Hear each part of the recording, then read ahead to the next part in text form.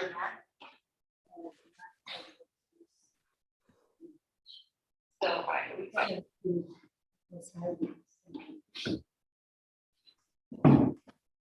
wow. So the zoom in. I'm not sure how to operate this. You don't need to. Oh, that's fine. Great. Hello, everyone. So the zoom in. I'm not sure how to operate this. You don't need to.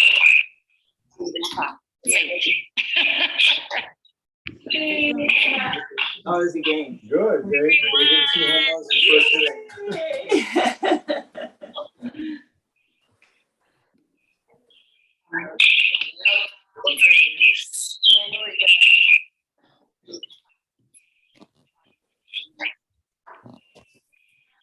How is the game? Good, Dave.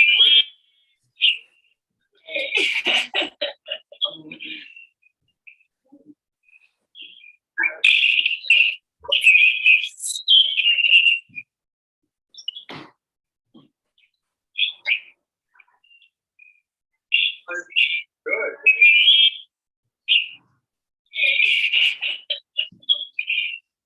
So this mat is for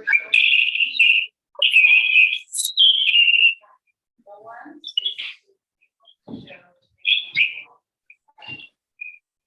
so Good. this is fine if you stand.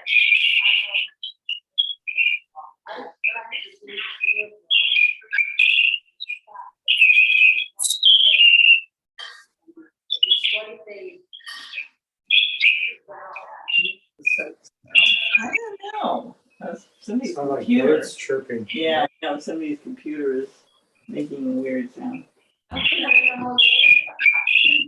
Sometimes when you have two devices on one site, it makes noise. Okay. Computer is chirping. Yeah, I know somebody's computer is making.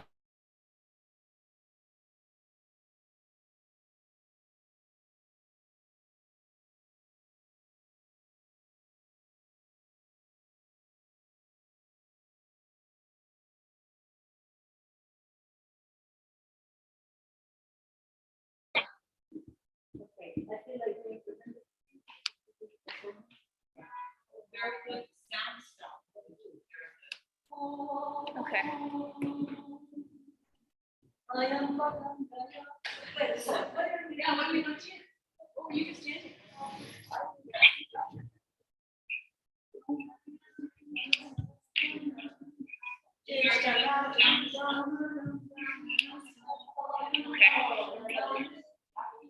See you later.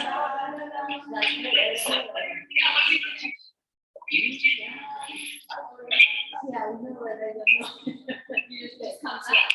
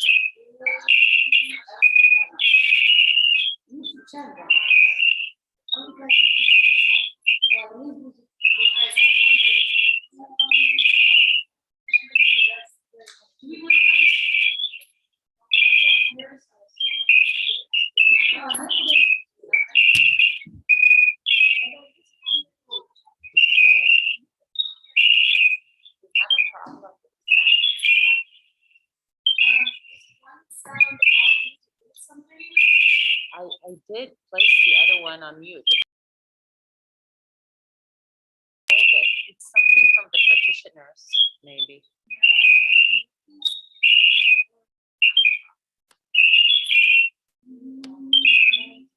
Okay, what do we do with this noise?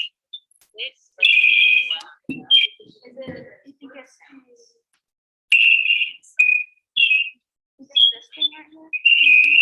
No, never done it before. This is What is first this time. called? Jabra Speak? Yeah. So we want as the, wait, do we want that as our microphone? Yes. Okay, so let's do that. Okay, so that's in Jabra. Did it solve it? No. And then speaker is, where do we want the speaker? The Jabra? Yeah. Java. Both of them Java.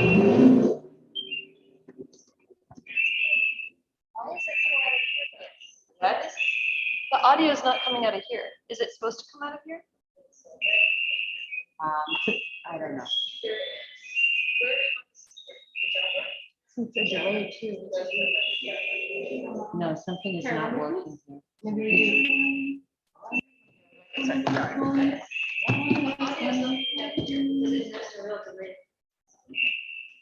Okay, so Where are our students? wait, that's stop it.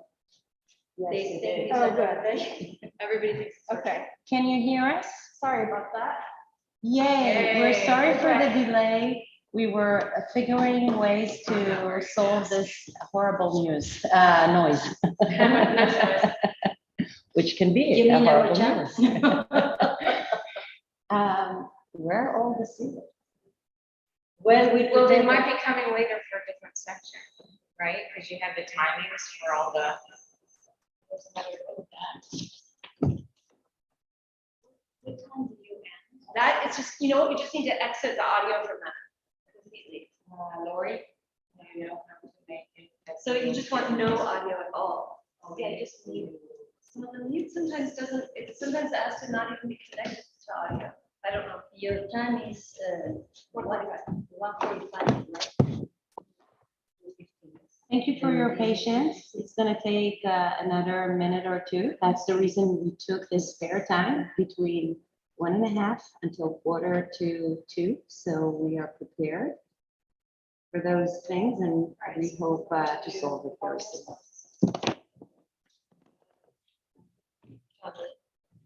And then the first two ones. And then we're going to do. Not very much? No. But for many, maybe.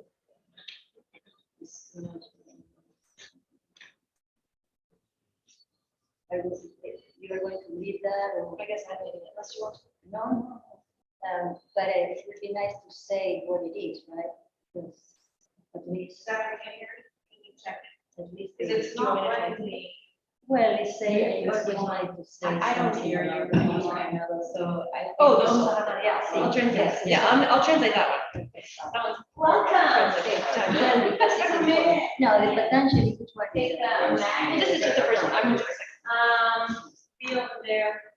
And that's, I mean, you can be wherever, Just keep this small triangle clean. Because of the screen.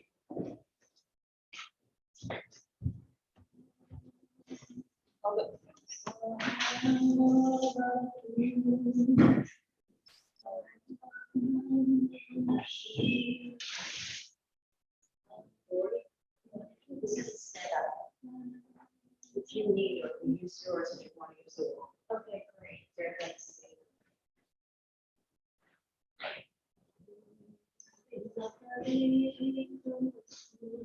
You don't see it in the screen, right? No, Good. so if someone needs to teach with a wall. I just go there and click it, or what? We have to click it From there, spotlight that No, way. I Okay, I'll do that with the. erased the hands, so anyway, it's gonna be, always at the beginning, so it's very easy to figure it out. I hope you can leave with those things. No problem. That would be easy. Okay, shall we? Okay, yes. So we think we're missing 7 students in this video. We are our missing students. Okay, Now, just a second, I want to ask you. And now we turn to you, Anne. Are we recording at 2 p.m.? I'm gonna let you. Okay, so you end at 2 and then I go until. Yeah, well, then I just need to be done at a quarter. Yeah, okay, same.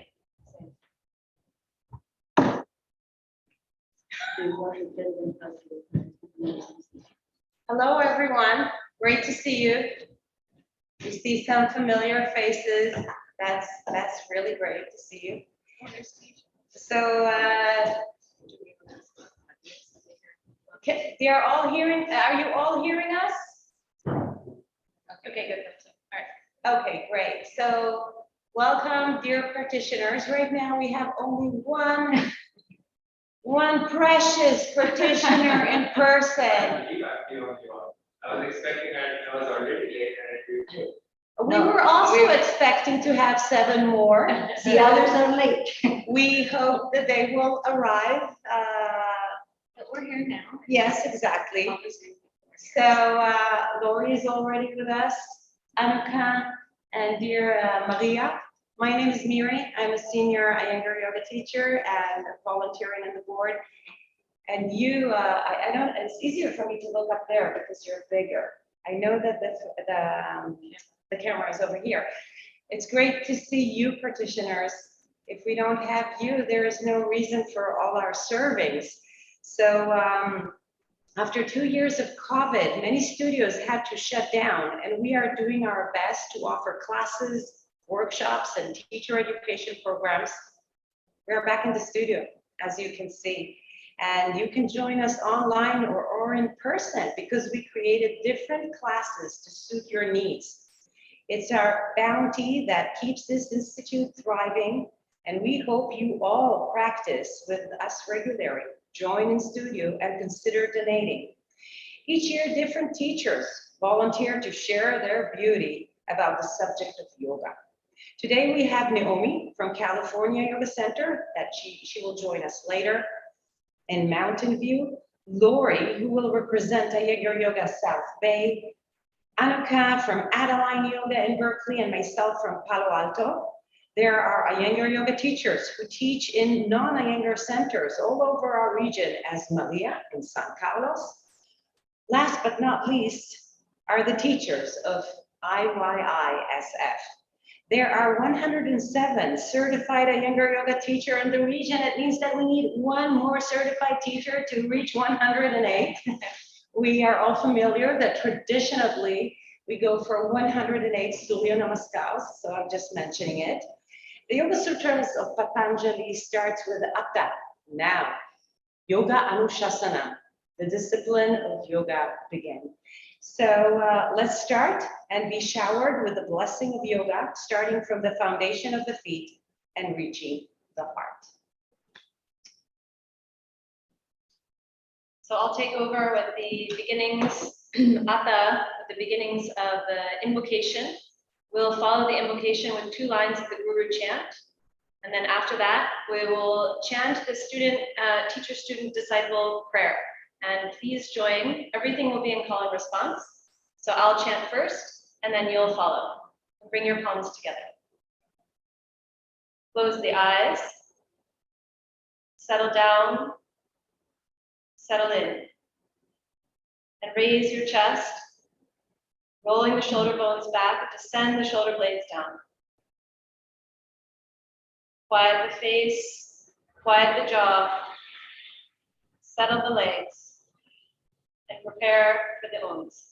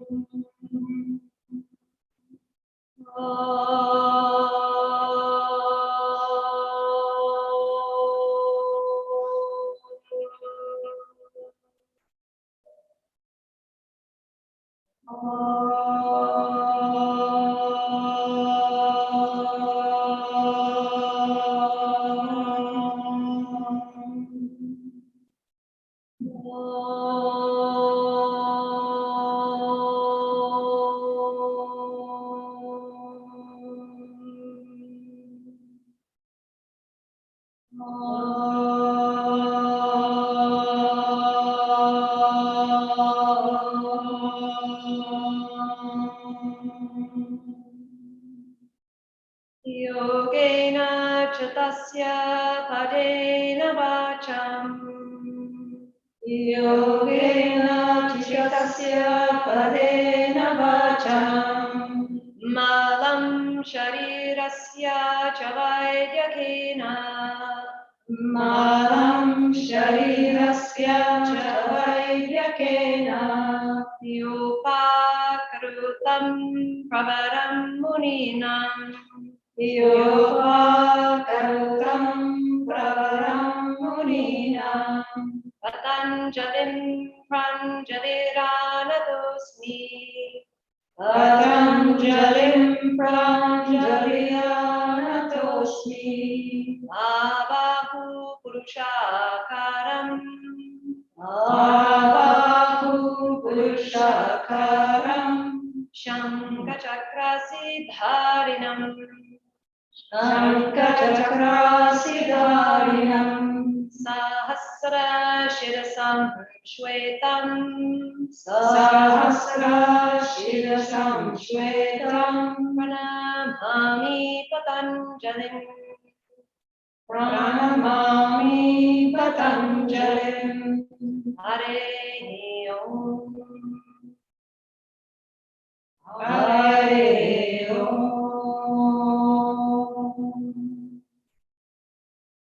Gurur Brahma, Gurur Vishnu, Gurur Brahma, Gurur Vishnu, Gurur Devo Maheshwaraha, Gurur Devo Maheshwaraha, Guru Sakshat Param Brahma, Guru Sakshat Param Brahma, Tasmai Shri Gurave Namaha.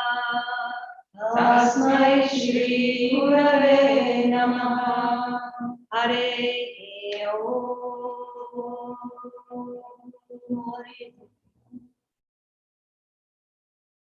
Om Sahana Bhavatu. Om Sahana Bhavatu.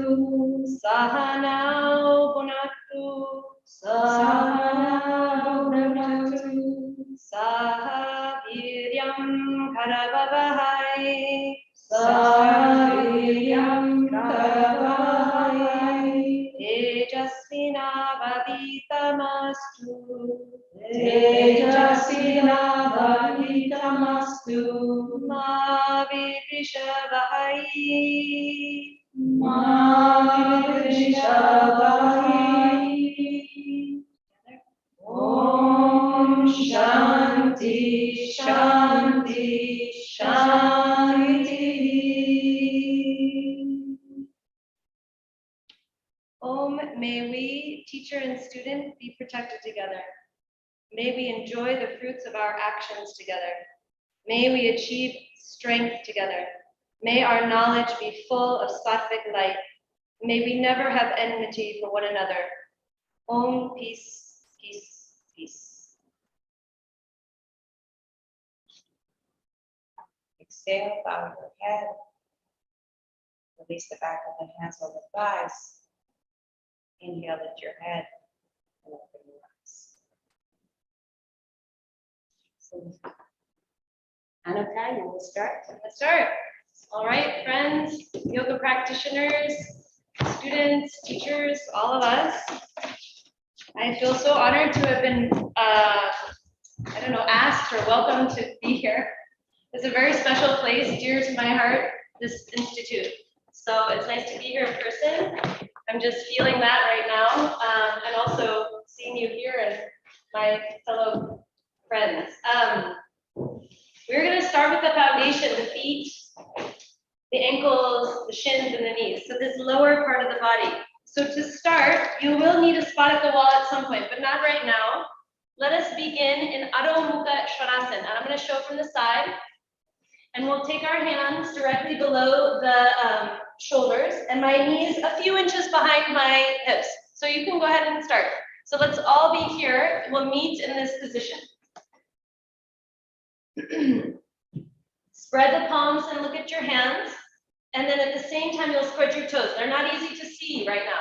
So as you spread your fingers, also spread the toes. So broaden the toes, get the toes to the floor, and then stretch your heel bones back.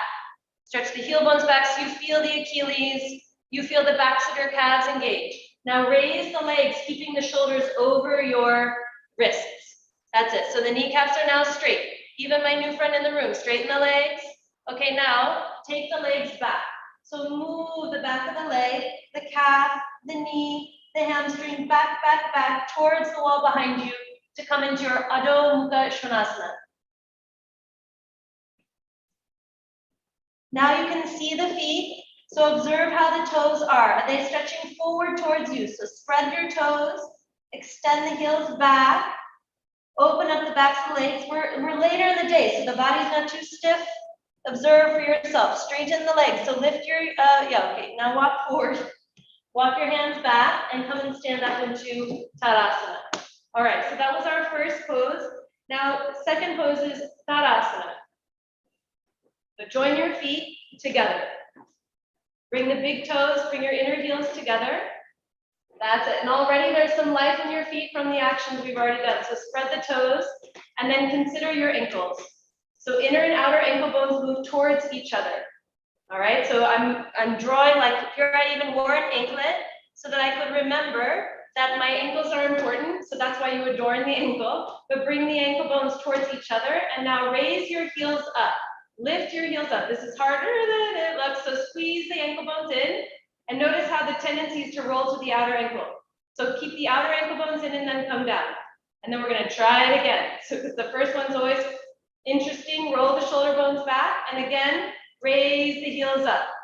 Go high like an elevator. Ah, that's nice. And then come down. Now join the arms. Raise your arms up, Urdhva Hastasana. Now, from the heel bones, go up. Lift up, squeeze the outer ankle bones in. It's hard. Lift the side body, get tall. Now keep the height of the body as you release your heels down. So don't shrink the arms. Get the heels down and now notice the length in the body. And release and take the arms down. So now that we got that lift of the energy of the body going up, now raise the front toes. So the toenails, the toe pads come up off the floor. Keep the ball mounds of your feet down. So the big toe ball mound, the little toe ball mound stay down as your toes lift. And this one activates the front of your legs. You can feel the kneecaps pull up, they firm, front of the thighs are gripped, the buttocks grip, all the things are coming up. Now roll the shoulder bones back and again raise your arms up. Bring your attention to the sides of the body and to the back of the body. There's a term that Abhijata has been using. Abhijata is B.K. Iyengar's granddaughter. She says your waist corners. The waist is in the back. So here are the corners of the waist. So stretch these corners as you maintain the lift of your toes, and then release the toes without dropping any of that extension. So lay the toes down. That's it. Put your toes down on the floor. It's hard because they get used to staying up. So drop your toes down. Yes, that's it. And then release your arms and come down. Good. One more time. Urdhva Hastasana. Now raise the toes. Notice the lift in the fronts of your legs. Maintain it. And then bring your arms down. And then lay the toes down. Okay, so now you're going to need 2 blankets folded. So 2 blankets from the invocation or from the, these, I remember these, the white blankets, these Puna blankets are a little smaller. So I'm going to double this top one up. Okay, now the same thing we just did, I'm showing sideways, is to put the bottom half of the foot up on a height. So you could use a quarter round. If you're at home, you have a quarter round. We're using blankets today, and if you feel unstable, feel free to be near a wall. You can hold on to the wall. So I'm showing from the side, so you can see there should be a good height to the feet. Miri's even using a brick. She's fierce with the block. Okay, now I face you. The back half of the foot should be on these blankets or on your wooden support. So fold yours higher because your feet are taller. Yeah, longer. Yeah. Okay, now spread the toes. And now remember we were lifting up earlier with our own efforts. Now you have the blanket. So we're grateful for the blanket or the brick. Press the heels down and once again raise the arms up. And notice the life that comes to your knees. How is the front of the knees ascending, the back of the knees extending, and your waist corners?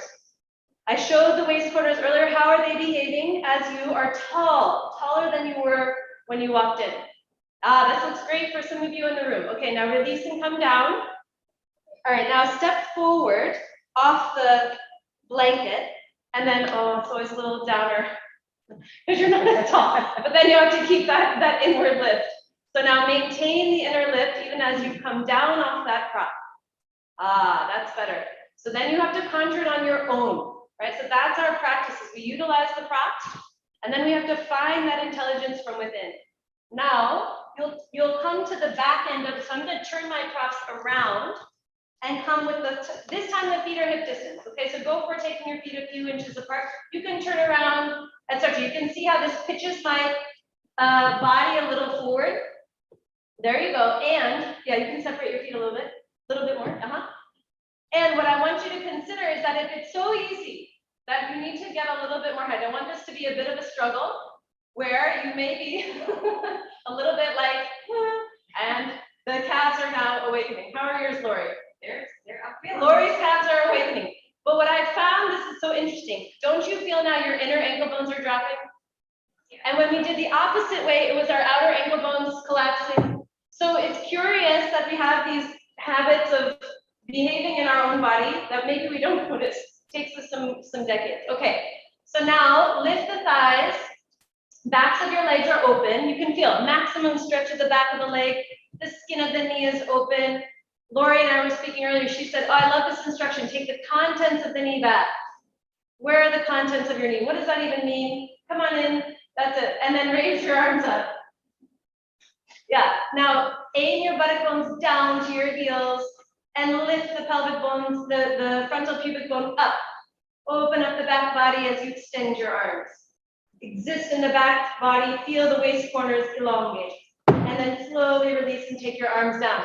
Now, using our legs as a sense of the feet that keep us grounded, step off of the blanket now, or the brick, and now observe the steadiness in your feet, and your heels all the way to your ankles.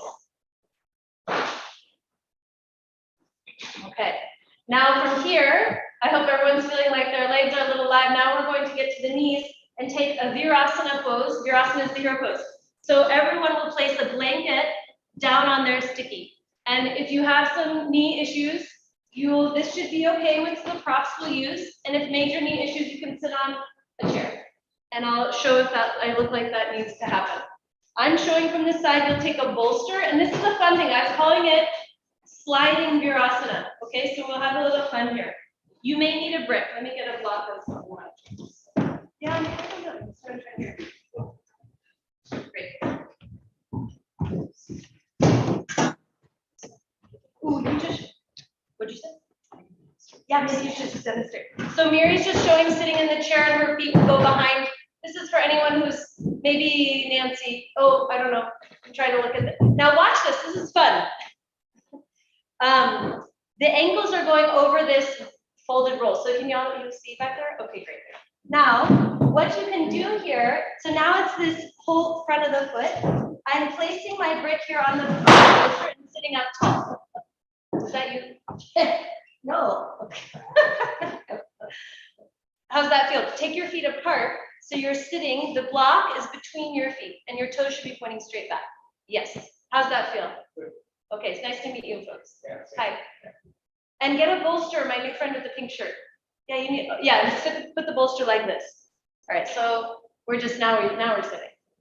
Don't worry, there's plenty of standing to do later, so we're happy we're sitting now.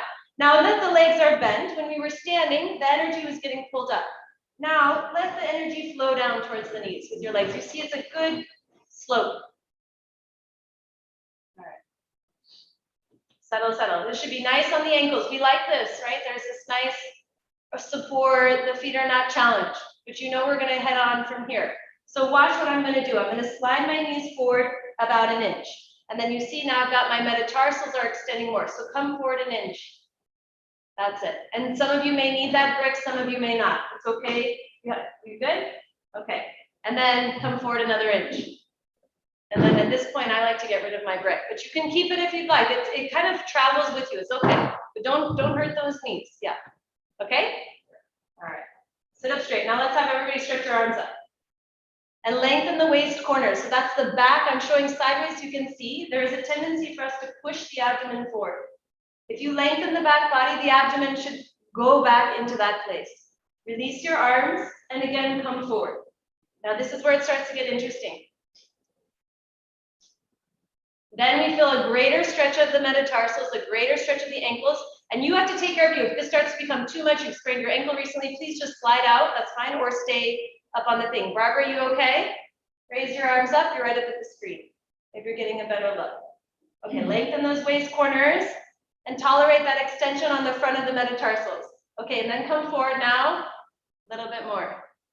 This is where it gets really interesting. So now you have these toes, getting the full come on, Lori. A little bit more. We're not going to be here forever. Roll the shoulder bones back. Okay. And settle your legs down. That's it. You doing okay? All right. One more breath here to keep the full extension of the metatarsals, the toes extending back. And then you'll come forward and allow your toes to come down. And now we're in full Virasana. Very good. I'm trying to read the name on the screen. I can't see it. Okay, that's all right. We did it. We did it. We made it. How'd you do, Barbara? Okay, good. I'm seeing some of your faces. I'm just responding. Okay, now, sitting straight in Virasana, settle your legs, settle the thighs, observe your knees, take your feet apart. Yeah, feet apart. Yeah, there you go. So this is Virasana, the hero pose. Slide your hands down, reach your fingertips around as much of the knee as you can, and lift the chest, lift the sternum up towards your t-shirt. And settle your legs. The strong seated postures. The Vira is the hero. And then release the hands. Come forward.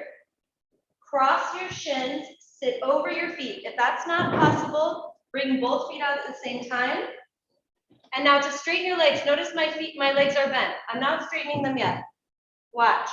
I press my heels down, and to straighten them, I take the legs, the buttocks back to straighten the legs.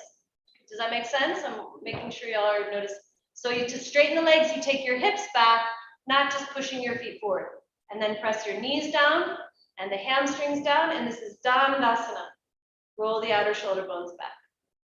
Settle your legs. Back to the knees to the floor, hamstrings to the floor, and sit up straight. Okay, now we have another strong seated posture using the legs and the ankles in Virasana. So I'm going to show from the back so you can see ankles together, knees together.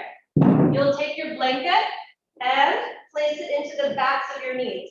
I come to my head, and now I'm going to show sideways. So I can put this way into the back, and then heels stay together. So I'm sitting right on my heels now. Okay? So Vajrasana is different from Virasana in that now the feet are all the way together, and the same ankle bones we adjusted at the beginning are now in play here. So outer ankle bones in. Now what happens is those bunion bones, do you feel them? They crush into each other a little bit, right? My left one in particular. So I come down and I lift a little piece of blanket and I just slip it in there.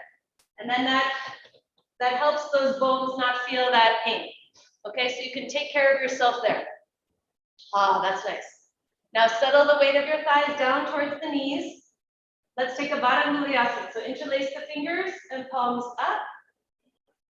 Extend the weight of your thighs down towards the knees. It's nourishing on your calf muscles to have the blanket as a spacer to create circulation in the back of the leg, the calves, and the hamstrings. And then bring the palms forward, knuckles forward. Let's change the interlace. And again, keeping the waist corners long as you raise your arms up. That's it.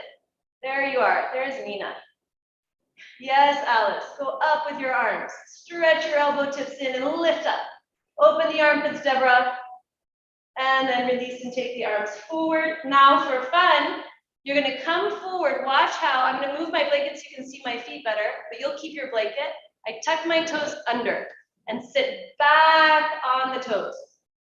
Ooh, okay, so this one, Then you feel those bunion toe joints even more.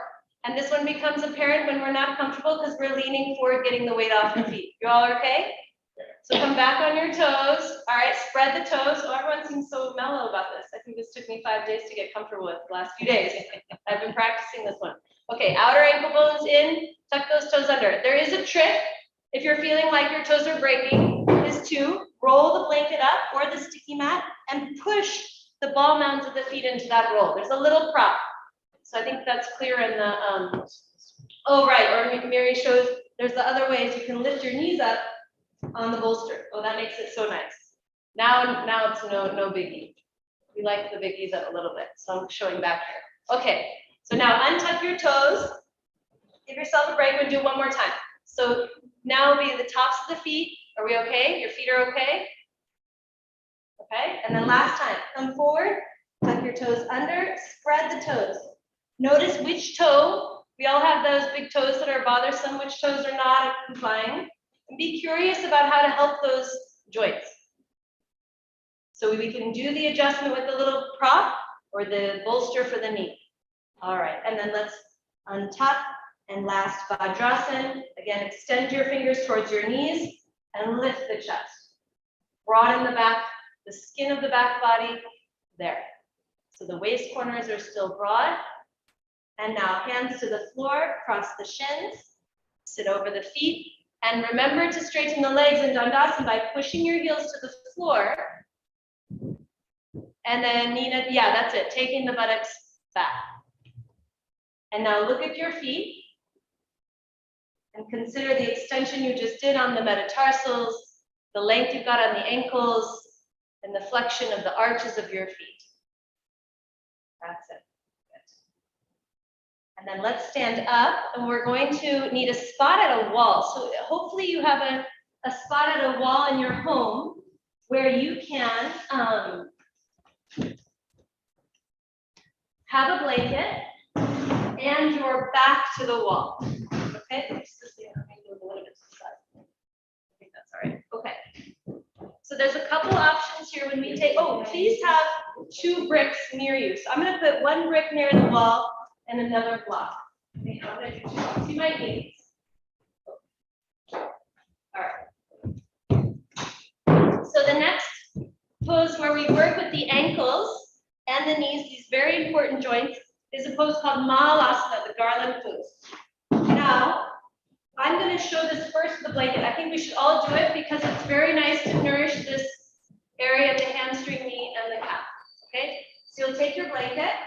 These are great because they're thinner. If you have the thicker ones, you'll want to maybe open it up like this. Is that clear, Alice?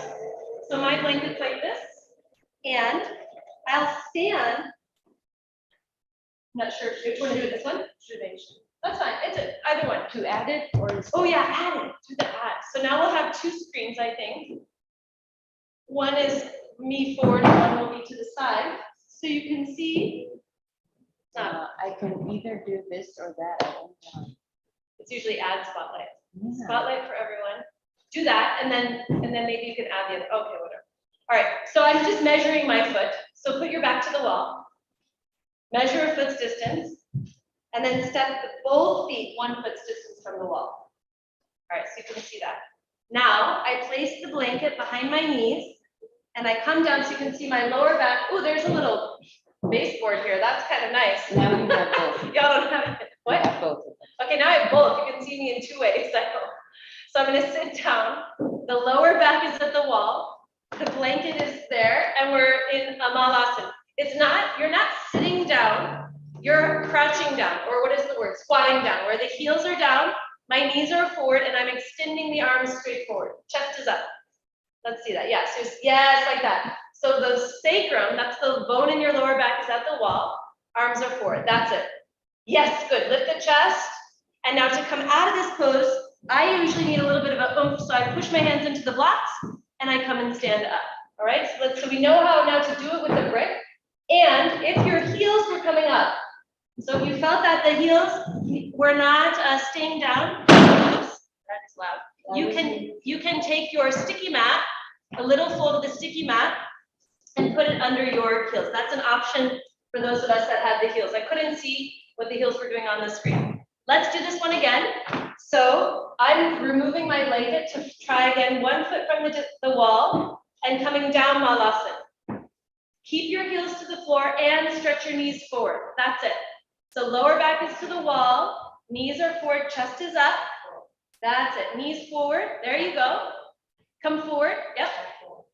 So it's just the lower back on the wall. Now you can reach into the brick, press down, and come on up. That's it. Now for another way to try this pose is to hold on to something. So here we have the ropes. Y'all have a lot of ropes. At home you have doorknobs. You can hold onto a doorknob, the kitchen sink, etc. So you'll see me from back, but I think this is the better view. As I hold on now, watch how I keep the ankles, the fronts of the ankles moving towards the heels, and the knees coming forward. The lower back is long. This is nice. So come on over and use the ropes, friends. Or you can hold onto your doorknobs. Anybody, let me see, how are we doing? Can you hold onto a doorknob and I can even turn the screen so you can see it. Miriam's even holding on to can you see how she's holding onto a door jamb? And then the other folks are holding onto the ropes. So let's take these few malasanas, and you can go up and down. Feel the work of the ankles, the strength of the knees, and see that you're pressing the center of the heel down, and the outer ankle bones are moving in, and your chest is lifting up. Knees forward, heels back and down. And then come on up. Yes, like that. Okay, so now we had our little play with malasana. So let me see you bend your leg one more time. Those of you at the wall, I want to see you do it one more time. Yeah, just holding on and let that lower back be long and get the heels down and the knees forward. Heels down, knees forward. And then pull on the rope to come on up. Okay. Fantastic. All right. Now you can still see me from the side, so we still have our wall space. And now, again, a foot's distance from the wall. I'm actually going to do 1.5 feet. Do you see how I split my foot? Can y'all see that in the screen? So we're feeling the quadricep muscles, right? From those malasans going down, coming up. There you go. And then keeping the lower back to the wall, bend the legs coming down, Uttanasana. Then the legs coming down, Uttanasana. The buttock bones should aim towards the knees. Your hamstring muscles moving towards the knees. Heels heavy and down. And you should start to feel those quadriceps really start to work in this Uttanasana. Now raise your body up and now add the arms. So earlier when we lifted our arms, it created extension in the side body. So now maintain this length. Inhale the breath, bring your feet together. Even Catherine, there you go. And then bend the legs. Let your knees come just slightly apart as you bend down the wall. Very good, Nancy. Bend the legs, get your buttocks, the hamstrings to lengthen towards your knees. And then press down and come on up. Bring your arms down. And then have the sticky mat. You can be right at the wall as it was. I'm going to open mine up exactly how it was when we began so that we can refresh and return. Oh yeah, we have to move back to our screen. We can refresh and return to our Ardha Uttanasana. So now let's see how that sequence of ankles, toes, knees, and just watch for a moment because you can see the screen. Watch for a moment. Again, I'm going to straighten the legs and fill up the back of the leg. So hamstrings, and then from the back of the hamstrings, knees, calves, Achilles, heels. Now tell me, feel. How's that Ardha Uttanasana now? So give it a go. Knees are behind your hips. Raise the legs. There you go. Open the skin on the back of the leg. Hamstrings, knees, the calf muscles, the Achilles, the back of your heels. Reach them straight back and then down. So the length in the waist corners, that back body, the face quiet, extending into the back of the legs.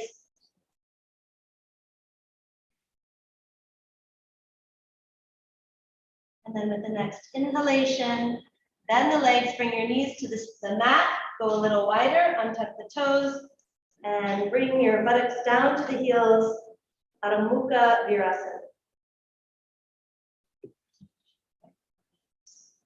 And then come on up and stretch your legs forward in Tadasana. And now the next sequence we'll do is we're going to work up towards the hips with Lori. Thank you all very much. Thank you very much. Beautiful Yogathon. Thank you, Mary. Mary is the master. Thank you, Annika. Thank That you, was Annika. wonderful. It's so good to see everyone. It's been a long time since I've been in the studio, so it feels really good to be back here. Today we're going to start in Supta Tadasana. If you have a wall nearby, go ahead and use the be near the wall. Now watch for just a moment from the side. Oh, that's wonderful. It's two camera setup. So lying down is we want to do it skillfully. So bend your knees deeply. My feet are about half a foot from the wall. You guys can come here and watch from the side so that you can see better. Because we all know that when we lie down, we just tend to plop down like this. But actually what we want to do is come down mindfully. So I lift my buttocks up slightly. The buttocks come toward the heels. That helps to get the four corners of those waists that Annika was talking about to separate. Gives you length in the sacrum. Then I roll down. The last thing I do is straighten my legs. So my knees are slightly bent, feet are at the wall, so that as I straighten my legs, it catches the skin on my back and moves everything toward my heels. So this is Supta Tadasana. To come out, just bend your knees and roll to the side. Okay, so go ahead and you do now. You want both or just this? I think you're both fine, if that's okay. Because I'm going to be doing Supta Tadasana. Yeah, so go ahead and press your hands down beside your hips and just move your buttocks a little bit towards your heels. Then slide your body down, roll down, and then push your feet into the wall and straighten your legs. Straighten the legs. Yeah, good. Now you're in Supta Tadasana.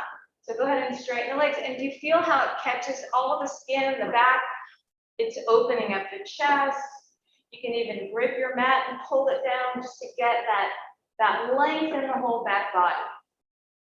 Good. Now, bend your knees, roll to your right side, come up, and we're going to get some props.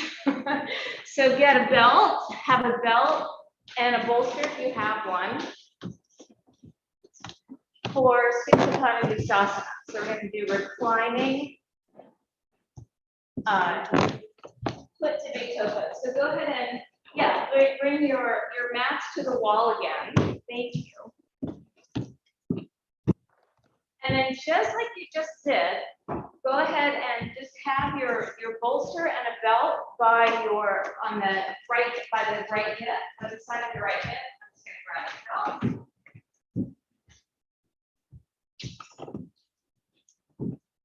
And lay down just how we described. So bend your knees. Get into this habit of coming into Supta Tadasana this way because it really helps open up the whole front body and gives you that support on the back body. So face the wall, bend your knees, press your hands down, lift your buttocks up a little bit, move your buttocks toward your heels, and then roll your whole spine down on the mat. Very nice. Then straighten the legs so that the knees are slightly bent and push the wall away. And catch the very top of your shoulders. Press the outer edges of your shoulders down. And now you're in Supta Tadasana. Good. Yeah, that looks very good. Bring your feet together. And now bend your right leg. And place the belt around lift your right leg up. Place the belt, thank you. Thank you, Mary. So we're gonna get rid of your belt. You're not gonna use your belt right now. Sorry about that. You're gonna interlace your fingers around your shin and gently pull that shin into the chest. The right shin, let your right leg relax, right foot relax. And as you exhale, draw that shin in. Draw the shin in toward the chest. Now the key to this pose is the straight leg. So push that left foot into the wall, and then as Annika was talking about, the whole back of that leg, press the whole back of that leg down into the floor. The knee, the shin, the hamstring, and straighten that standing leg. The leg that's pressing into the wall. Good, now release the shin, straighten the right leg. Now bend your left leg. Bring your left knee into your chest, interlace your fingers around the shin of your left leg, and then gently hug that knee into the chest. As you exhale, take a breath in, and then as you exhale, draw that shin into the hip socket. As the shin comes closer to the chest, you're getting a deep flexion in the hip crease. Now bring your awareness to your right leg and push the right leg into the wall. Get the big toe mound and the inner heel, push that into the wall as you take the whole back of that right leg down into the floor. Press it down. That's where your focus is on that right leg. Now extend the left leg, straighten the left leg, get both feet back into the wall. Bend your knees ever so slightly and move your buttocks slightly toward the wall, and then re-straighten your legs, getting the back shoulders down. Yes, good. Now press the backs of the legs down. Get the inner groins to release down. Now bend your right leg. Now we'll do Supta Vistasana. If you can hold your big toe, you can hold your big toe. Otherwise, use a strap and place the belt around the front heel of the foot. So we're focusing today on the bone, on seating that hip joint deep into the socket. So the last pose, we got a good flexion, a deep flexion in the hip crease. Now we want to seat the hips deep into the socket. So pull down with the strap as you push up into the heel. And you're pulling down with both hands, hold the strap with both hands and push up. Now bring your awareness back to the left leg. Push the left foot into the wall and down. Let the whole inner groin of that left leg, bring it down, the upper thigh, the thigh goes down, inner knee goes down, inner ankle. Good. And then exhale, reach your arms overhead. Extend the arms overhead. Get that length in the waist as you bring the heel back to the wall. Good. Take your left leg, bring your left leg up. Place the belt around the front heel of your left foot and push the heel in as you pull down. And you want to keep that leg at 90 degrees. Even if you can come farther, unless you're holding your toe, keep your leg at 90 degrees. And feel that bone, feel the hip pulling, going deeper into the socket. We just want that stability in the hip joint. Now push the right foot into the wall and release the whole inner groin on the leg that's down. Push it down. That's where we want the focus is on the down leg. Good. And then release the strap. Take your arms overhead. Reach your arms overhead and then slowly extend the leg straight down. Bring it down to the floor. Good. Now we're going to go out to the side. So have a bolster on your right, by your right, next to your right hip.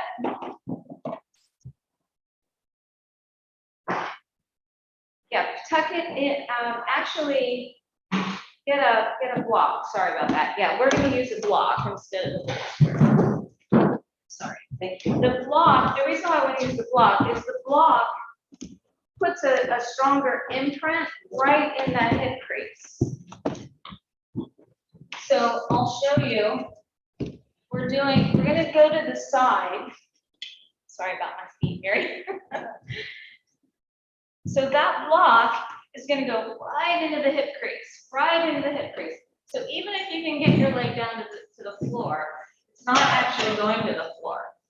It's just to bring that outer hip deep in, to keep that stability in the outer hip as you bring the leg over. So if you're gonna feel that outer hip moving deep into the socket as you take the leg to the side, and then this whole inner thigh is going to lengthen. Now this leg that's down, you're gonna press that into the floor, okay? So the position of the block is right in that hip joint. So go ahead and lie down. Get that length in the back body, like we did in Tadasana. Good, yes, beautiful. And tuck, get that hip, get that block right into the hip. Get it right into the hip. On your right hip. You want to tuck it in. It's not, you can still roll. You still want to get that hip down because the hips want to be even. Now lift the right leg up. Take the belt around the heel of your right foot, and then hold both ends of the belt with your right hand. That's it. Get that leg straight. Get it right on the heel. Yeah, get it right on the heel. That's going to affect how you feel it in the hip socket. Yeah, right in front of the heel. Right in front of the heel. I'm doing a little adjusting over here. Just to get it in the right position, because straighten the leg, get the leg straight, because I want you to feel that hip moving into the socket. Now, press the leg that's on the floor, press it down into the floor. And on your next exhalation, take that right leg out to the side so that you can feel that block going right into that hip crease. Yeah, good. So now it's drawing that outer hip in. You want that outer hip to come in as you lengthen the whole inner thigh. That whole right thigh is lengthening from the inner groin to the inner ankle. And then inhale, bring the leg back up. Remove the belt, take your arms overhead. Extend the arms overhead and then reach, extend as you bring the leg down. Good. Now move the block to the other side. I have these two wonderful demo ladies here. Thank you guys, this is ideal. And then tuck that block in, just like you see on Maria and Mary. Now lift the left leg up. Bring the belt right on the front of the heel. And then pull down as you push up. Yes, good. On the other side of the room, that's exactly it. And pull it down, hold the belt with two hands. And then take that left leg out to the side as you push that right foot into the wall. So you want to ground that right hip. The right hip rolls out and down toward the floor. The whole back of that right leg presses down into the floor.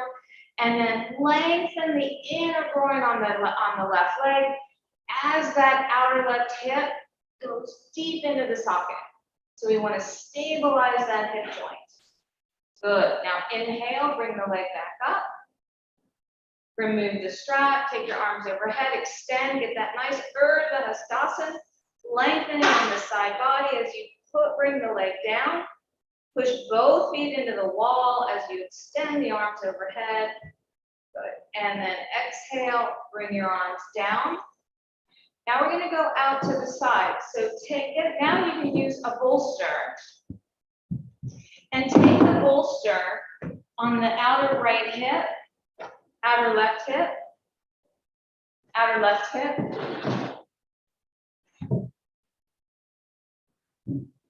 Reach your arms out to the side, extend your fingers, open up, broaden the chest. So go ahead and lie down on your back. With the bolster on your left, we're going to do Pavarita. Uttanasana. So bring the right knee into your chest. We're going to start with a bent leg first. So interlace your fingers around the shin. And then gently bring that thigh towards the chest. Now release your right hand. And take your left hand on the outside of your right knee and draw that right knee over onto that bolster with the leg bent. Yes. Now, if you need more height, some of you may need another blanket. If the knee doesn't touch the bolster, go ahead and get more height. Get another blanket or whatever you need. And then round your right shoulder. You want to draw that right shoulder blade toward the left to get a twist in the abdomen.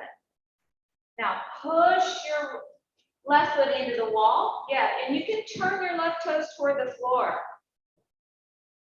Now take your right hand and bring it right into your right hip crease. And now we're going to lengthen. We want the hips to stay even. So we're going to lengthen that right side of the torso. Yes. And gently move that right torso toward the wall. And then re-extend the arms. Take both arms out to the side, broadening the chest. Good. Now bring the leg back up. Take the right leg up.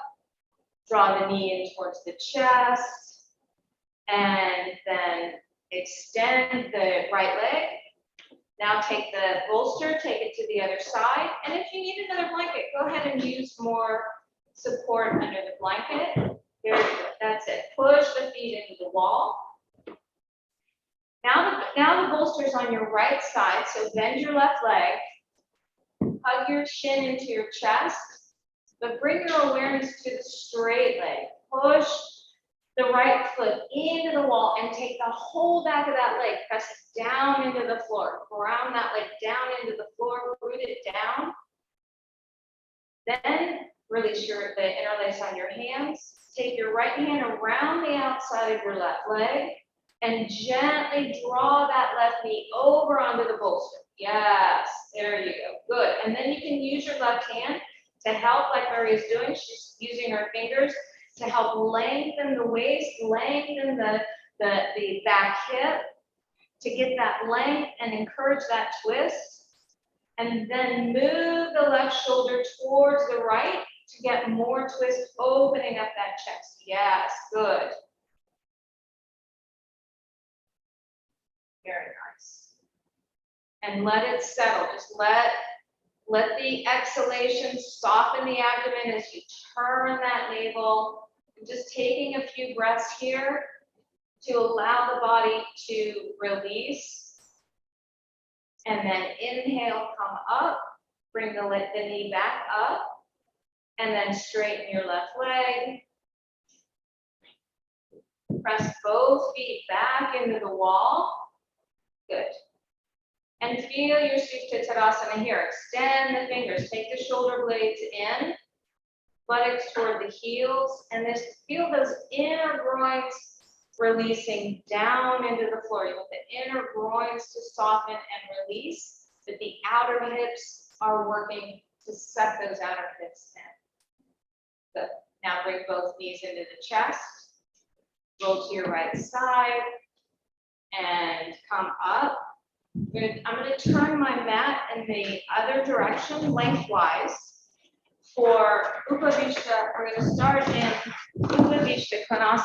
So we're just going to take our legs wide apart. So go ahead and spread out. We're going to have the legs wide.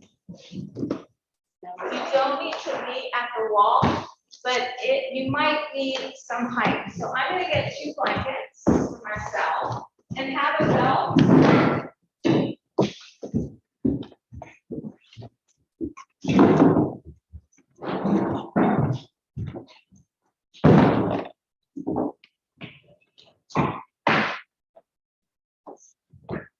Now, what I like to do is when I sit in Upavishta, I have 2 blankets here. And I like to sit so that my sitting bones are on the corner of the blanket.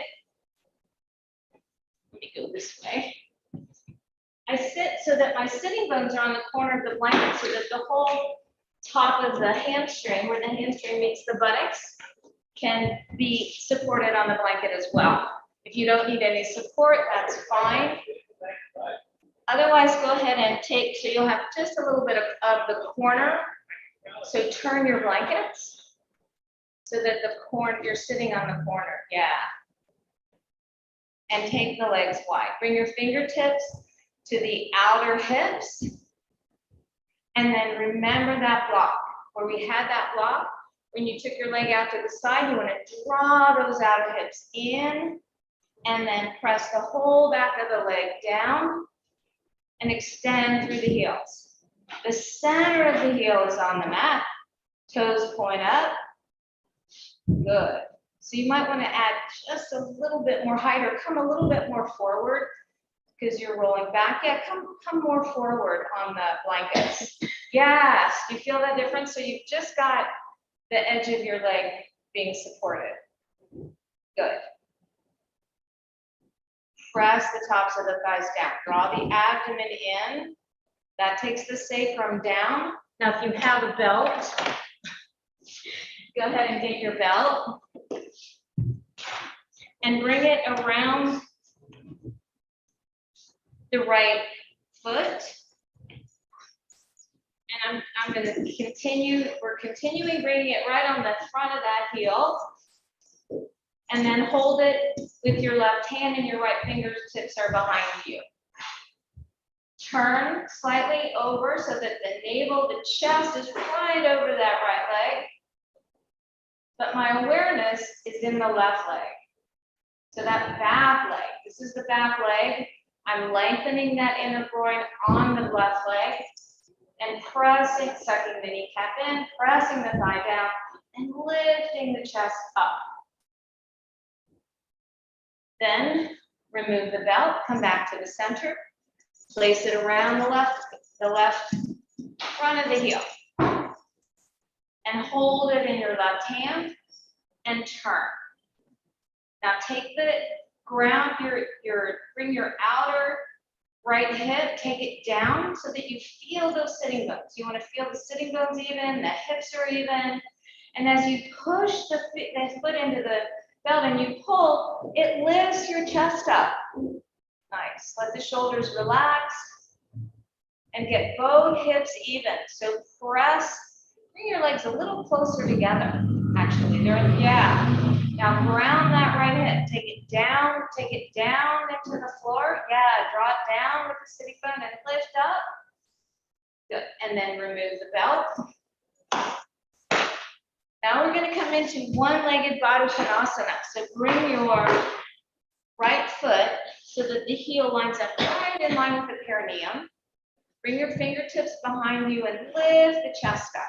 Draw the shoulder blades back. Now we're going to turn over towards the straight leg. So bring your right fingertips in front, left fingertips in front, and lengthen from the inner groin to the inner knee. Lengthen. And press that back of that thigh down, hit down as you turn. And then come back to center. Use your hand to bring the leg back up into Virasana position, and then straighten the leg. Take it, bring it back out to the side. Now bend your left leg. Bring the heel right towards the perineum. Yes. Good.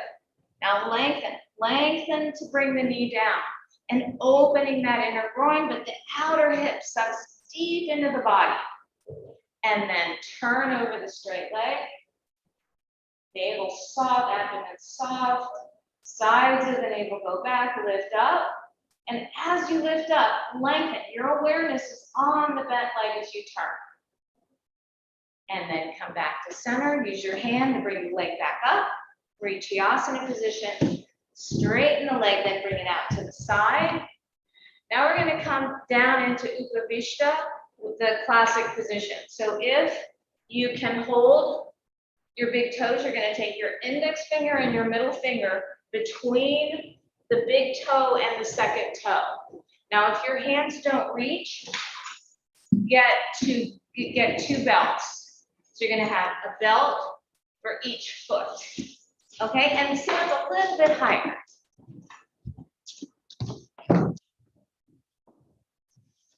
Yeah, sit up. Okay, grab two more blankets. Because you don't want the abdomen to come forward. So that's why just having feeling the sitting bones moving down into the floor as you lift the chest up. You want to keep those sitting bones even and tall and extend through your heels. Press the legs down. Now the abdomen comes up, the chest comes up. That's it. So you use 2 belts too, because you want to be able to grip those big toes. Yeah, you want to, because when you have the belts, you're pulling and pushing, right? Yeah, good. So now push into those big toes, lift the chest up as you pull. And then those of you that can come over without rounding the back, so go ahead and straighten your arms, take your arms closer to your feet. Yeah, that's it. Now the chest comes first.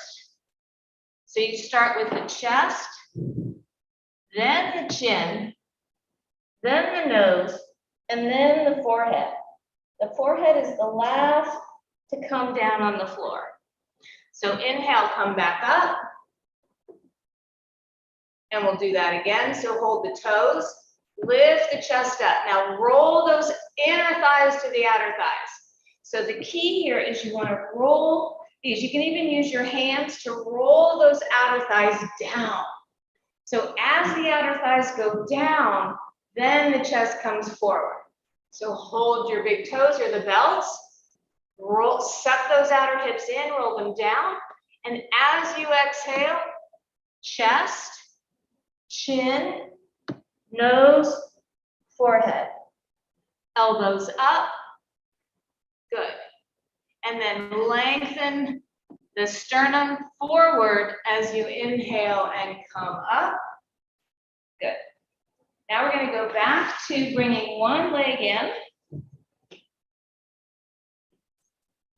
and then take the leg up, interlace your fingers around that leg for Marichyasana. But with a wide leg, because we want to open up those hips, but we also want to suck the outer hip in. So now we're getting a deep flexion in the hip. Then you're going to hold your ankle, and you're going to bring that leg into Virasana. So now press the top of that shin down, just like Annika did. We did that Virasana. That's the same thing. Press that shin down, and then bring the leg back up, back into Marichyasana. Then we're going to take it back into Uttanasana. So these 3 actions work every rotation of the hip joint. So we're coming back up into Marichyasana. Hold the front, come into Virasana. Good, bring it back up into Marichyasana. Take it out to Uttanasana. Bring it back up. Virasana, Marichyasana, Uttanasana. Up, Marichyasana, Virasana, Marichyasana, Uttanasana. Back to Tadasana, and then out to Upavishta. How many times did we do that? I don't know. Four. Okay. Let's do it on the other leg. So we're going to come into Virasana, Uttanasana. Now, as you're doing this leg is extending. So try to keep this leg lengthening, outer hip in, knee up, Virasana. Good. Back to Marichyasana, Uttanasana. Back to Marichyasana, Virasana, Marichyasana, Uttanasana. Are you noticing one side's easier than the other? Yeah, yes. It is, isn't it? Marichyasana, Virasana, Marichyasana, Uttanasana, Marichyasana, Virasana. So you can do this as many times as you want, just to keep the health and full rotation of the hip while getting that stability.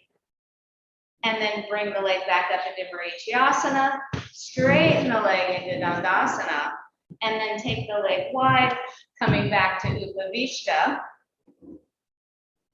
And then bring your legs together. Bend your knees, come over, come onto your hands and knees now.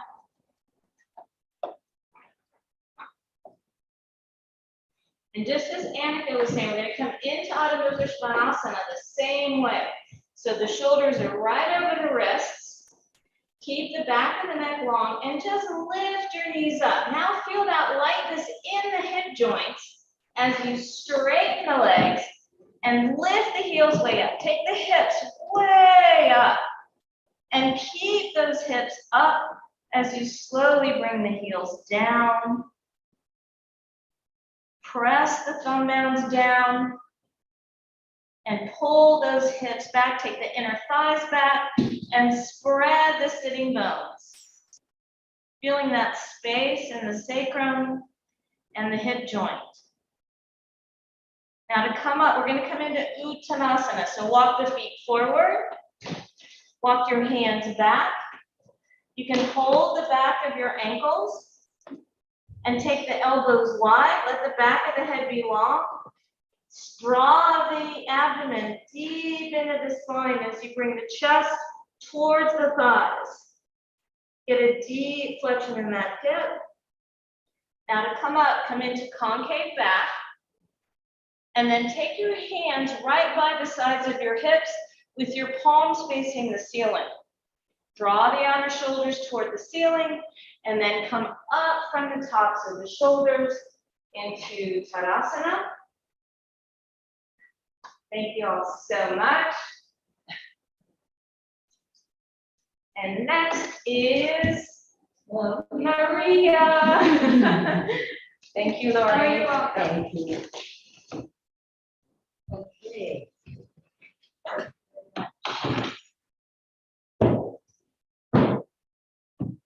Hello, everybody, the ones I know and I don't know. Good to see you. It's great to celebrate the opening of the Iyengar Institute in person with the Yogathon.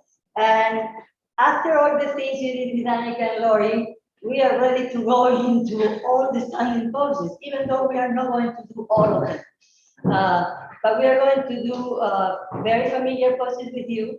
If you, I would prefer, if you always use a sticky mat, I will invite you not to use a sticky mat. In Pune, India, when you begin the classes, the floor is marble and they don't have a sticky mat. Actually, the sticky mat is a modern thing. It didn't exist when yoga began. That's 5,000 years ago, there is no sticky mat. So I will say, be on the floor and begin with the feet together. The poses we're going to do is, I'm going to name them, but you know probably within the Trikonasana, number one friend for us, from now to the last breath, probably. So I'm going to let you do 4 ones, Uttita Trikonasana to your way, on the right side and on the left side, and then you are going to come up. Okay, why is that? Just because I want to know what you know about Uttita Trikonasana. And it's a test. The other thing is about what you probably need today. You go to the first Uttita Trikonasana, oh, my knees, my legs, whatever. So you can always go close to the wall. You can use blocks. You can use chairs. You know, it's not about the perfection of go to the floor, but it's how you feel into the pose. So it's a standing pose. So we begin from the source. The source are the feet. You did a lot of things with the feet. So let's lift the toes up, spread the metatarso, and notice when the toes are up, yes, the gripping of the knees happens. We want to maintain that. As the gripping of the knees happens, we also want to make the thighs back. Keep your hips wide to the floor, maintain the legs as a unit, and see if you can maintain that as you release the toes down. Now, she talked also about the outer ankles here. The outer ankles are going to try to kiss each other, and keeping the knees tight, and see if that action of the outer ankles in made the inner legs up. Is it happening? It's not happening. Check it. Do it again. Be even on the 2. Roll the shoulders back, extend the arms, and see that there is no break in the joints. Lengthen your legs, lengthen your arms, and lift your torso up. Crowns of the head over the facing the ceiling. Shoulders over the hips, hips over the ankles. Okay. Now is your free time. Virasana, bend the knee, jump or walk, go to Uttita Trikonasana to your right side. And so also to identify which is the right size, and I am dyslexic, so I might go opposite. Go to the right side on your way. I actually know what to do. I'm going to watch what you are doing and see if you all get the shape. You might put your right hand on the leg, on the block. You can put your left hand on the hip. See that you extend the legs and the torso long. Everything is extended. Align the head with the shoulders and the back as when you did with Lori in Tadasana. Now press the back foot, inhale and come up from the left hip up. Pressing both of the heels, inhale and come up. Channel walk your feet together, Tadasana.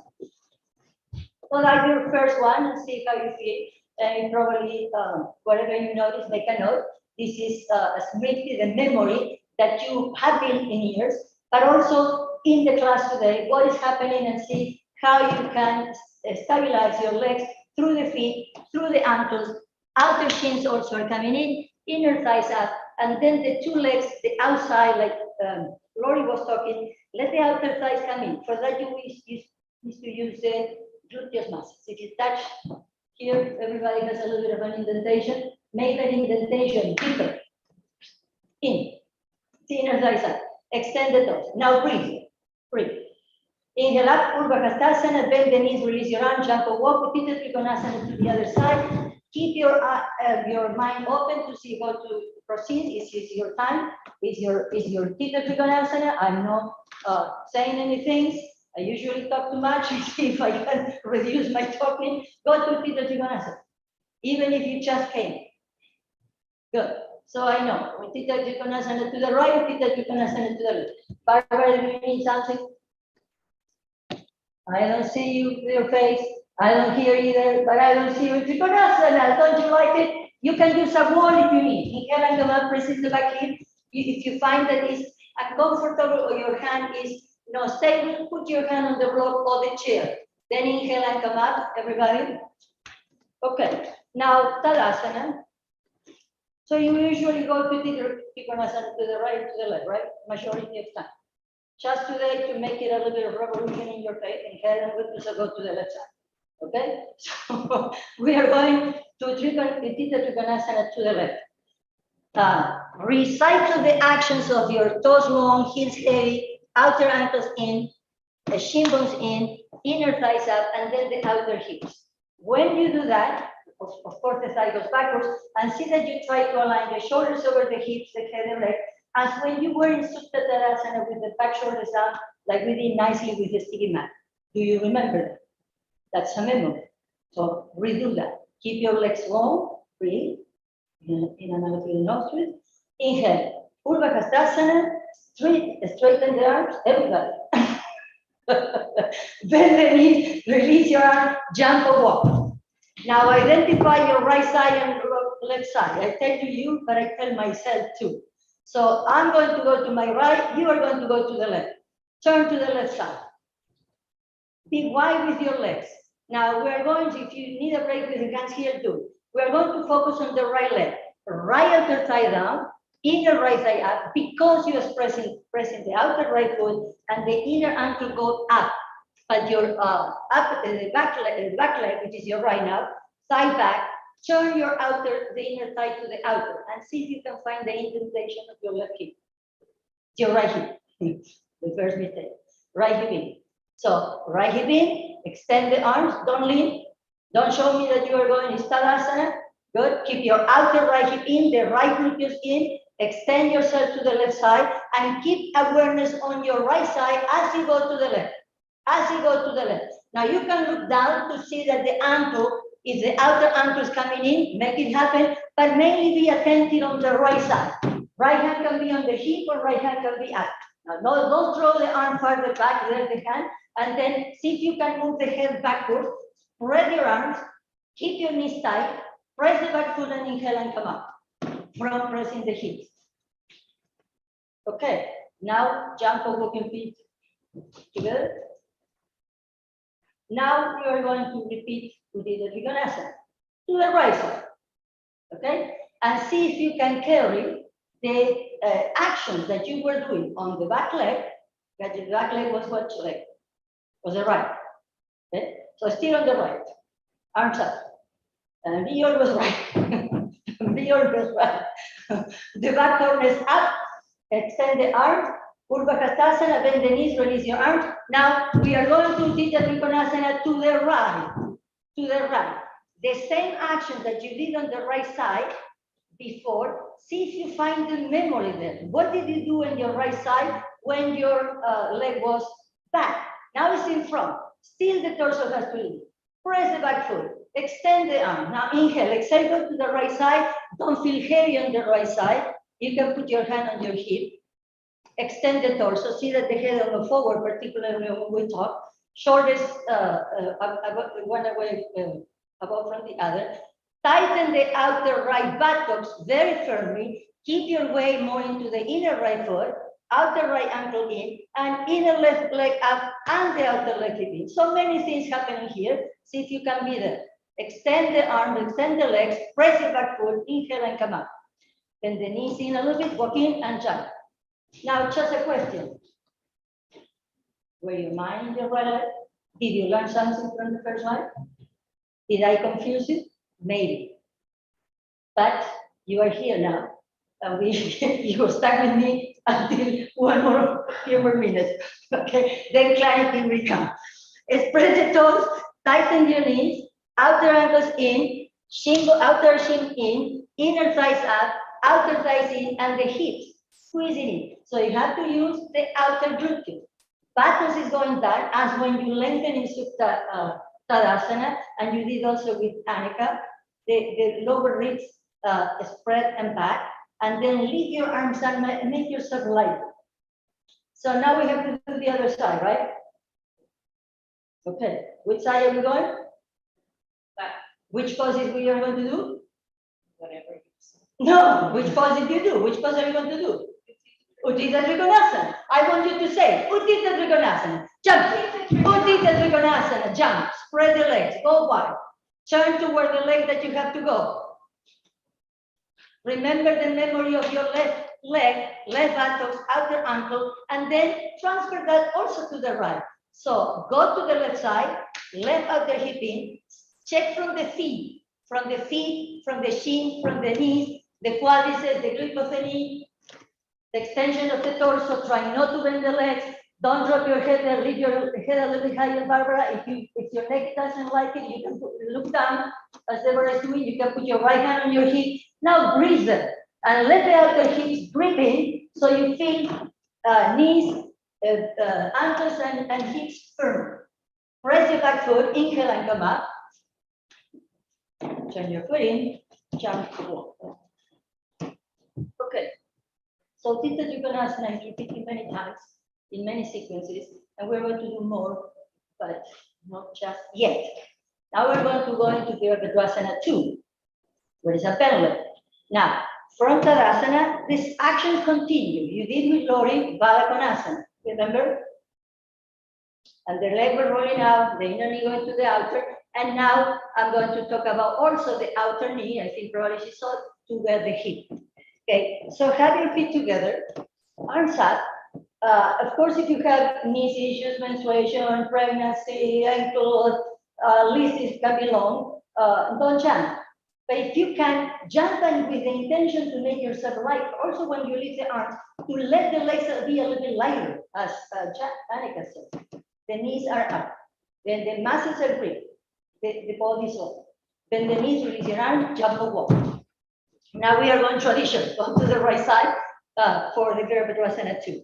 Align your feet, and then I want you just to move with your exhalation. I'm going to put my hands on the hips where the connections of my legs and hips are, and see that one is no higher than the other. And now from here, I'm going to exhale and go down. I'm going to do 2 or 3 times just to get the distance, because maybe the first time it doesn't go. So exhale sharply and sit, and press the outer left side down, but the inner left side up, and keep your torso up. And after you did 3 or 4 times that you see that the right shin is vertical, you stay there. Good. Inhale, extend the arms, come up, front, straighten the legs. Now with a sharp exhalation, sit and imagine that you don't have to look at your feet anymore. Sit and sit down, inner left leg up, extend the arms, lengthen your left arm toward the left side, and look over the right side. Now inner right knee to the outer ankle in, left leg up, Breathe there, then turn your head to the ceiling, not to me. Look at toward me. Inhale and come up and release. Turn your right foot in, jump up with your feet together. Virasana 2 is a very strong pose. It requires a lot of strength. The standing poses are the ABC of the Iyengar yoga. He has been doing the standing poses until probably the last breath. Doesn't mean that he did it in the middle of the room. There's walls, we have chairs, in here in the studio, if you can, we have rope, we have dresser, we got a lot of things to help us. It's not that we don't know, but sometimes we don't feel the same. And sometimes we feel a little bit younger, and sometimes we feel a little bit heavier or older, okay? That happens. So try to be where you are, stretch your toes, press the hips, out the knees in, and see if you can recycle. Outer ankles in, outer shins in, inner thighs up, outer hips in, and now the torso, light. You will not make your torso heavy, but the arms are long, so the chest can breathe. Now, Urdhva, we have to go to the other side. Which pose? Yeah, especially the ones on the back. I want to hear your voice. What are we doing here? Now with the legs straight, what are we doing? No, you are lying. Release your arms. This is not Virasana 2. You are going to be in the present. What is this pose? Yay! Urdhva. Be here. Make yourself light. Keep your knees tight. Keep your face soft. And maybe grip the joints with your exhalation. Exhale, grip your knees. Inhale, exhale, grip the elbow. Inhale, lift the spine. Bend the knees. Now you're prepared for the incredible warrior. Turn to the left side. Keep yourself wide. Make your outer hips even. Put your hands on the hip because I think we did that. So I'm going to try to do the same thing so that I know where I am. Okay? It's not the hula hula, so bang with your exhalation. Inhale, exhale, go down with your exhalation. Inhale, exhale, go down, but don't go to the left. Down. Press the outer right foot. Lift your torso up. Sit down. Your left buttock has to go to the left knee. Your torso has to go up. Your face has to be soft. Inhale and come up. Extend the arms. Reach your arms away. Glance to the right hand to see that it's in the same plane as you press the outer foot. Glance to the left. Outer ankle in. Inhale, lighten the torso with a sharp exhalation. Sit. Exhale, sit. Wonderful. Press the right foot. Turn your head to the left hand, but be aware of your outer left buttocks, outer foot, and as much as you can of everything. Look forward. Inhale and come up. Turn your foot in. Jump or walk your feet together. Okay. How are you doing there? I don't see very well, but I hope you take care of you if you need a break. Give me a thumbs up or down to know that you are understanding me and everything is going on there. Anybody? Anyone to say anything? No, you cannot say anything. But you can do this or that, okay? Are you okay? Deborah? There are two Deborahs there? Yeah, okay, good. Because we need to know how you are doing. It's a difficult way to teach online in person. Plus my eyes are very bad. Okay, so be steady. What are you doing? Tadasana. Tadasana. Tadasana. Tadasana. Urdhva. With a lot of enthusiasm. With the joints very, very firm. So no releasing the elbows, no releasing your wrist, gripping your knees, gripping the outer hips, ascend vertically up, feet tall, look a little bit higher, inhale, and then exhale, or inhale and jump, spread your legs. Now we are going to go to Parshva. You can release your hands again if you need to. Just to check one more time, bend the leg and see what is the distance. Sometimes I have to look down, but when we look down, the chest drops. So that's why I say bend it first 2-3 times, check, verify that you are in the right distance and you are solid, and then you don't look at it anymore. Then you trust your feet. Okay, now arms to the side, Virasana 2 to Parshva with the left arm up like Uttanasana Uttanasana. Got it? Get it? Yeah. Good. Inhale, exhale, sharp to Virasana 2. Inhale, lift the chest, press the back foot, right hand down on the floor, block, or anything, and extend your left arm up. Now let the right buttocks come in, right knee goes backwards, Let the head goes a little bit backwards and extend from the left hip toward the left foot and from the left hip toward the armpit chest. Don't look up if your neck is hurting. Move your head backwards a little bit. Don't collapse into the left leg. Yeah, inhale and come up, pressing the heels. Good. One more time, complete pose. Complete pose means, which pose do you say what to do? Tita Parshvakonasana, right? Good. Tita Parshvakonasana is Urvahastasana, arms on the left side. Now, when you bend the right leg, the right arm is going to go down, and you go and extend your left arm in Virasana, in Urvahastasana, which is the final pose if you can. If not, you put your hand on your hip. Now, check the other left foot pressing the floor, so the inner, yeah, go, yes. I imagine that you know the pose. Right knee toward the, I would go a little narrow. A little narrow. No, narrow. So the right shin going vertical, the inner right knee going to the back. Now the outside of the right knee to the buttocks, and the back right buttocks to the right knee. Extend the arm and just look a little bit toward your elbow or toward your hand if you can. Press the back foot, pressing both heels, inhale and come up. Don't you love this pose? Yes. Turn your feet in and jump. I love all of them.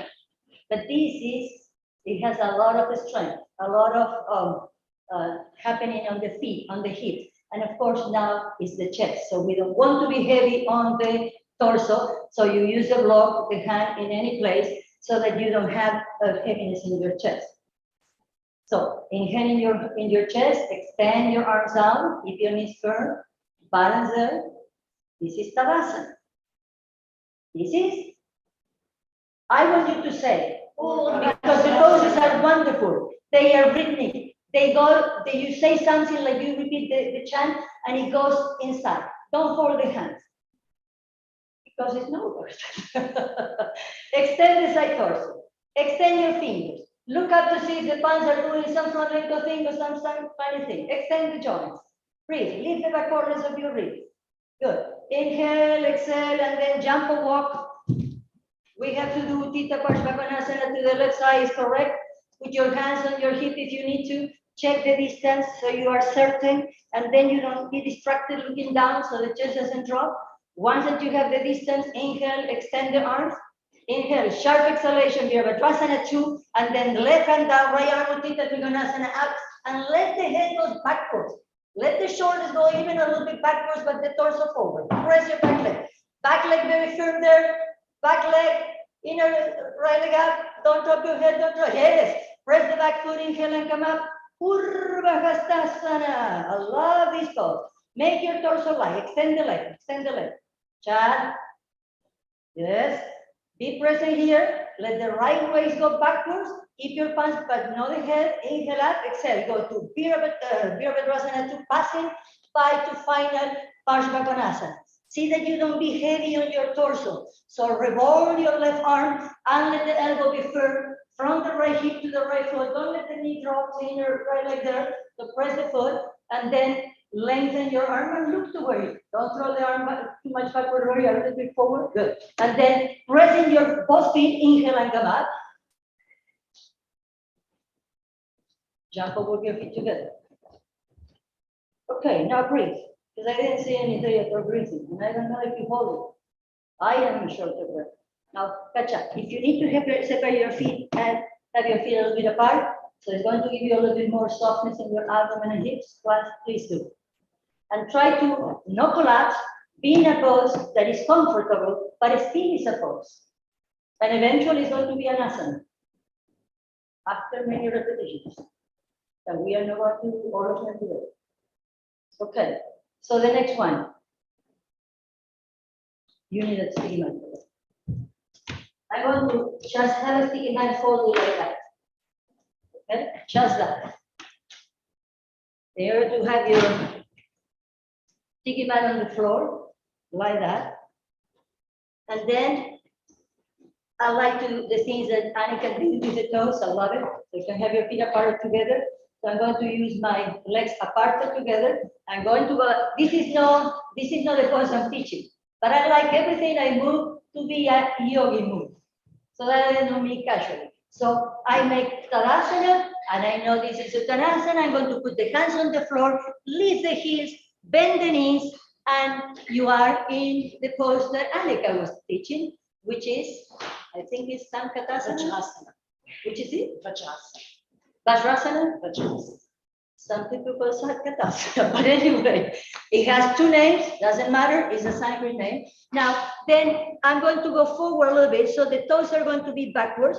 So the same thing, you began like that, but then I'm going to stretch my toes back and see that my outer ankles are in and the toes are going backwards. You can use your hands on your legs, sit, and this is called Virasana with legs together. okay.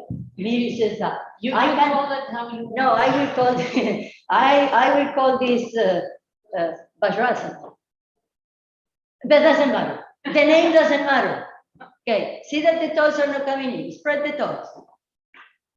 Good. Be grateful that you have a buttocks because it makes your ankles heavy. So see that the shin bones are very, very flat, long. Okay, now put your hands on your hips and all the back with the hands behind, and you're going to slide your buttocks down and forward to come up. Zoom, come up. And then don't go backward with the buttocks back. So stay tall. Good. Now Urdhva Hastasana. And you do Urdhva Hastasana, but the ankle has to be very heavy. So if the ankles are a little bit light and you have room, put a roll blanket perhaps, so that you have a contact. We want the ankles touching the floor as much as you can. And you will feel that the outer hips are coming in and your inner thighs are coming up. I hope you feel. Okay. If you cannot be kneeling, you may repeat the Parshvakonasana sitting on a chair. We are going to do Parigasana. Now from here, turn your right leg to the right side as you did Parshvakonasana. We did a Parshvakonasana, you did like that. Let the buttock goes down, outer right buttocks forward, right knee back. You can put your hand here just to direct it and see that you open the hip toward the left side. Now the left hip side, left thigh down, outer hip in, and the inside of your leg up on the back leg. Put the foot a little bit closer to where you touch so that there is just a rectangle. Okay, turn your torso to the left, lift the torso. Now extend the arms to the side. Firm your triceps muscles in. Press your outer the right heel. Now turn your palms to the ceiling, and then we are going to lift the arms up one more time and lift so much that you lift the front body and your outer hip is in, and you are so light that now you can extend the leg without doing this. Outer hip in. Okay, the toes might be on the floor, no, on the floor is okay. Now spread the arms to the side. This time Virasana, arms too, but with the hands where they are. No back, no up, just like that. And then from the right shoulder, extend toward the right foot. Don't go down. So lean backwards a little bit and grip your outer left hip. Keep your shin bone heavy. Keep your ankle heavy. Keep your arms apart, apart, apart. Head backwards, chest forward, outer hip in. Inhale and come up. Release. And sit. So this is not a complete pose. It's going into. But I want the chest not to be collapsed down, as I said before, because it will help you to the next thing that is coming. Okay? Now, ankles, toes backwards, outer ankles in, buttocks down and forward, come up, pressing the head to rip the shin bone here. Good. And I move the leg to the side. So who knows the name of the pose that is not a teacher? Because if the teachers don't know, we have to close the studio. That's it. In this one, we don't have disagreement. We all agree that is the same name. What is the name? Any of you know?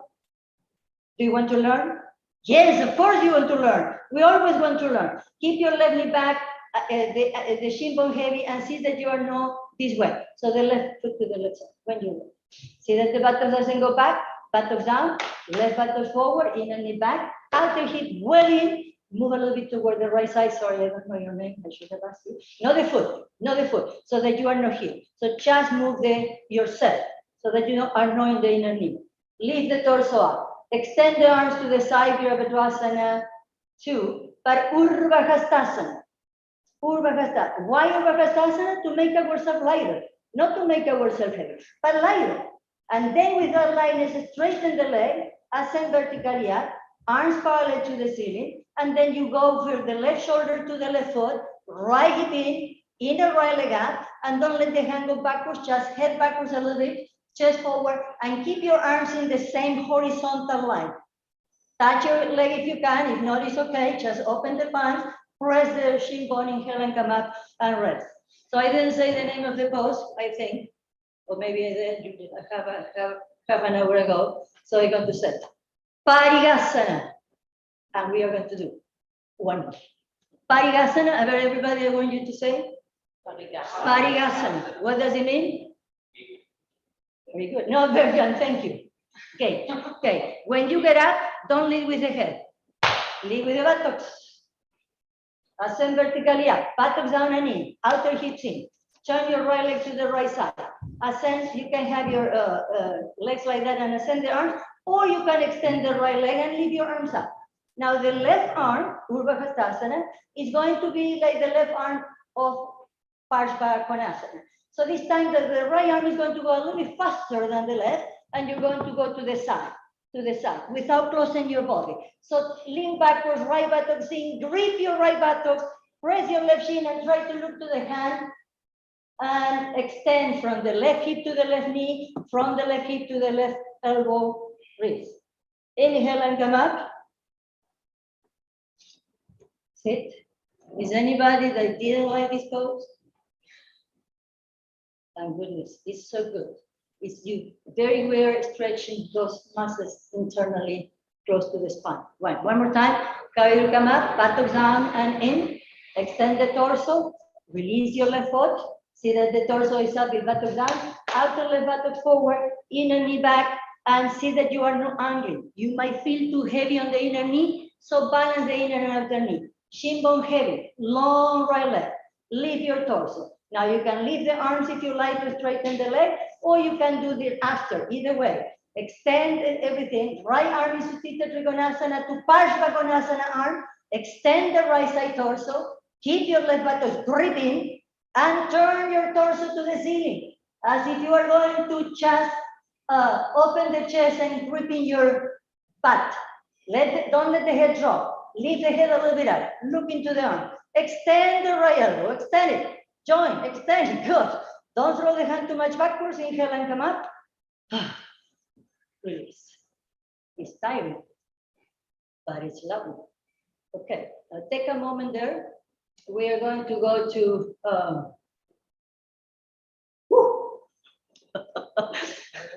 very fast. One leg, but you say give me 2 minutes.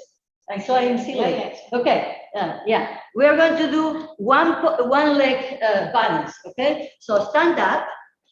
It's going to be Ardha Chandrasana, half moon pose. And we're going to go to the right side. Now, you may be from Tadasana jumping. If you need to have the wall close by, you do. You are going to go to the right side, and you can go from Parshva-Konasana to Ardha Chandrasana. This is the pose. I'm going to try not to use anything and see if I don't fall. And if I fall, I get up. Okay? So feet together. Inner thighs up, outer heels in. Make sure that you don't have blankets on the side, because when you jump, you don't want to, if you're going to jump. If you're at the wall, don't jump. It's okay. Arms up, Urvahastasana. Bend the knees, release your arm, jump, light. Make yourself light to jump or walk. Turn your right leg out. We are going directly to bend the leg to Parshva-Konasana. Bend the right leg. You can put your left hand on the hip, and then see that the right hand slide forward, slide, and then slide your left foot in, but let the right knee go beyond the foot, like you did in Malasada.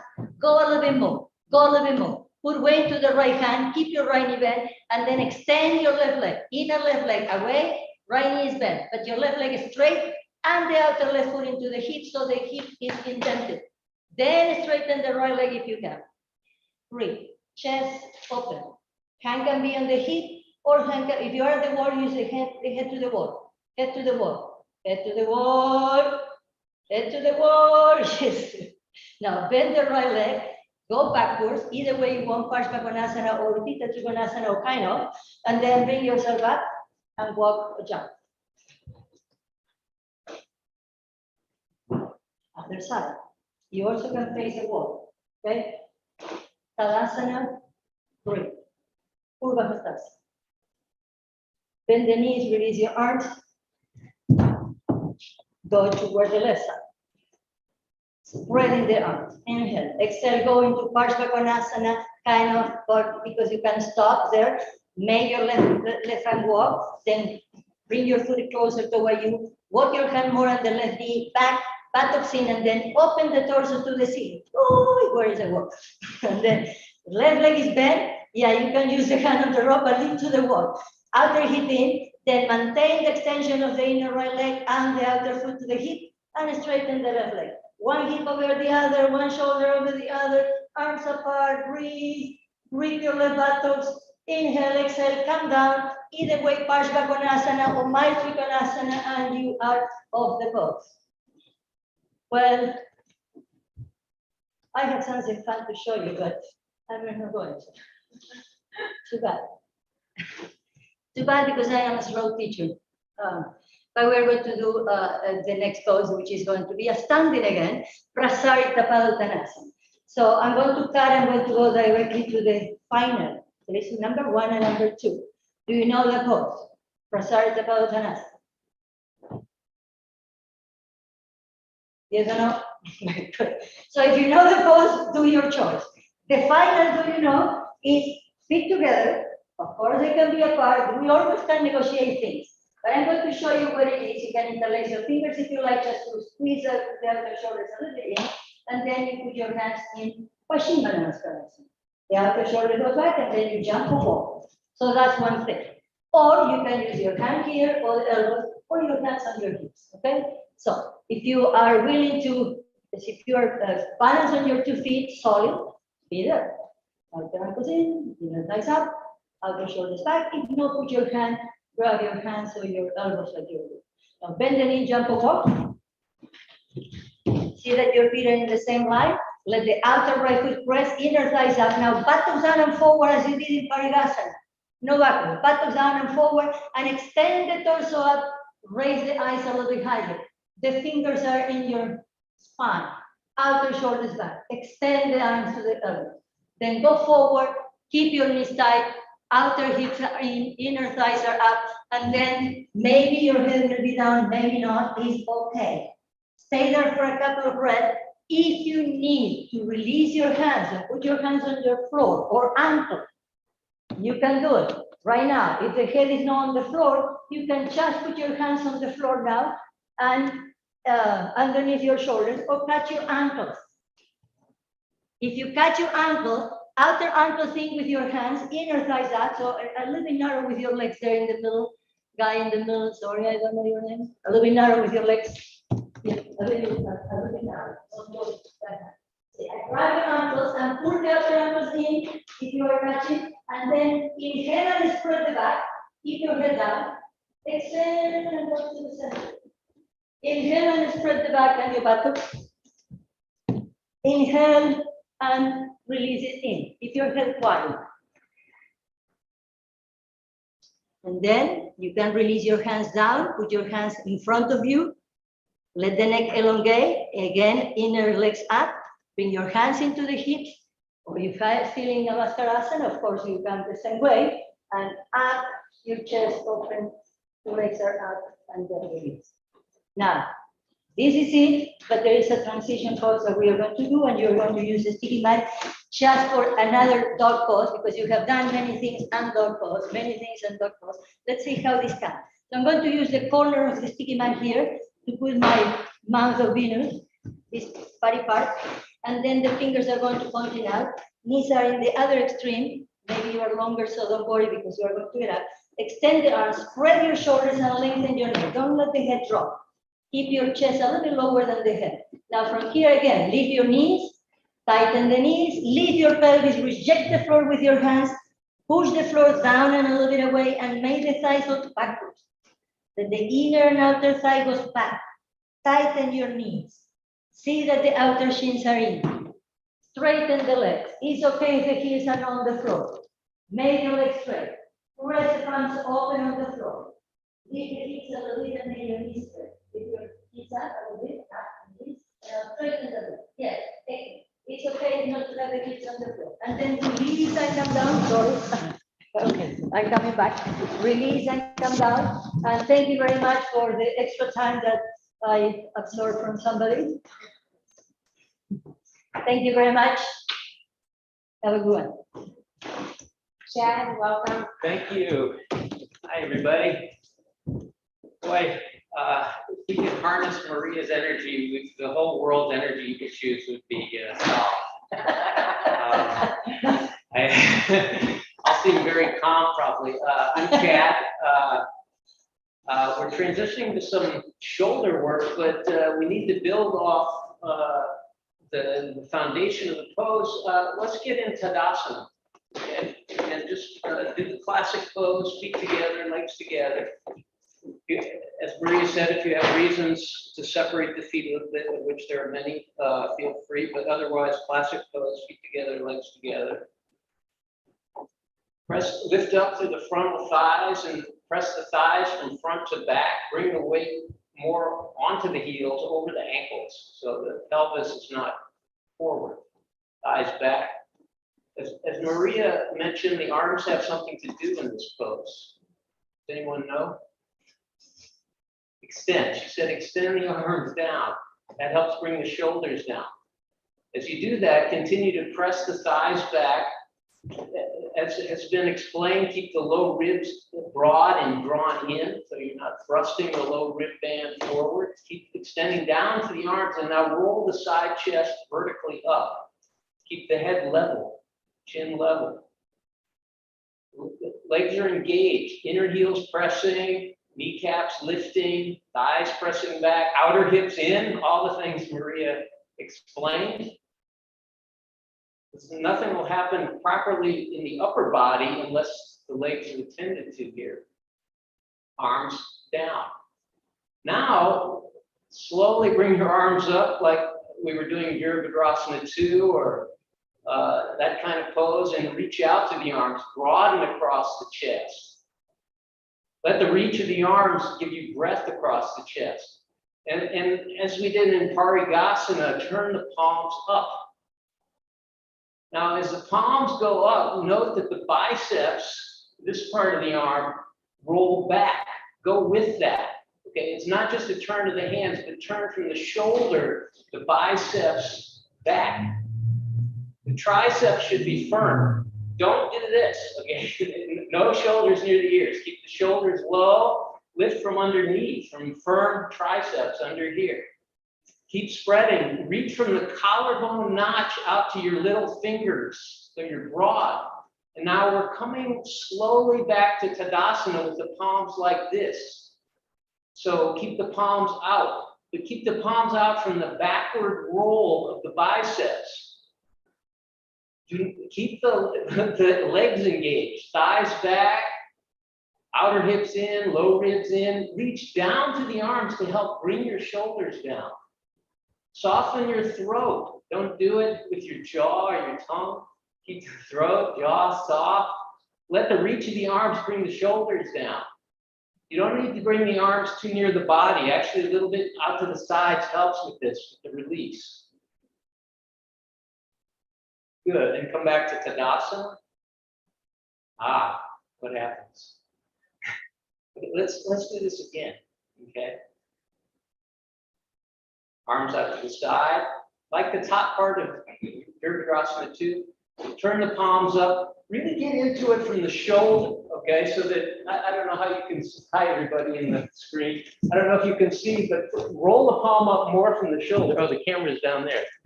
Hi. Roll more from the shoulder when you turn it. It's not just a matter of this action of turning the palm up. See if you can get into that shoulder. Scoop the shoulder blades into the back. Palms up now. Palms up, and then slowly, keeping the biceps rolling back, come into Tadasana. Now you stay there. I'm just getting a little bit different view here. Thighs should press in. The low ribs should draw in, so you're not thrusting the low ribs forward to do this, and then scoop the shoulder blades into the back rib. Sorry, Mary, I should be done. mess things up. Just want to see a little bit of a side view. Now, okay, you've got your palms turned out. Can you come back to Tadasana without changing this openness of the chest? So instead of just giving up, okay, it's just the forearms, it's just the wrists. But the biceps keep rolling back, the outer shoulders rolling back a bit, spread across the collarbone band. So you come into Tadasana with this open sensation in the upper chest. Take a few calm breaths while you're in this. There's still a reach through the arms. Good. And then release. So we're going to pose, you're going to need a wall. So those of you out there, you'll need a wall. The pose we're doing is Ardha Hastasis.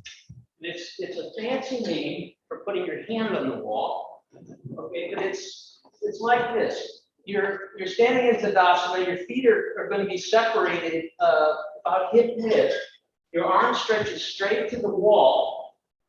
Try to get your complete palm on the wall, the fingers point behind you.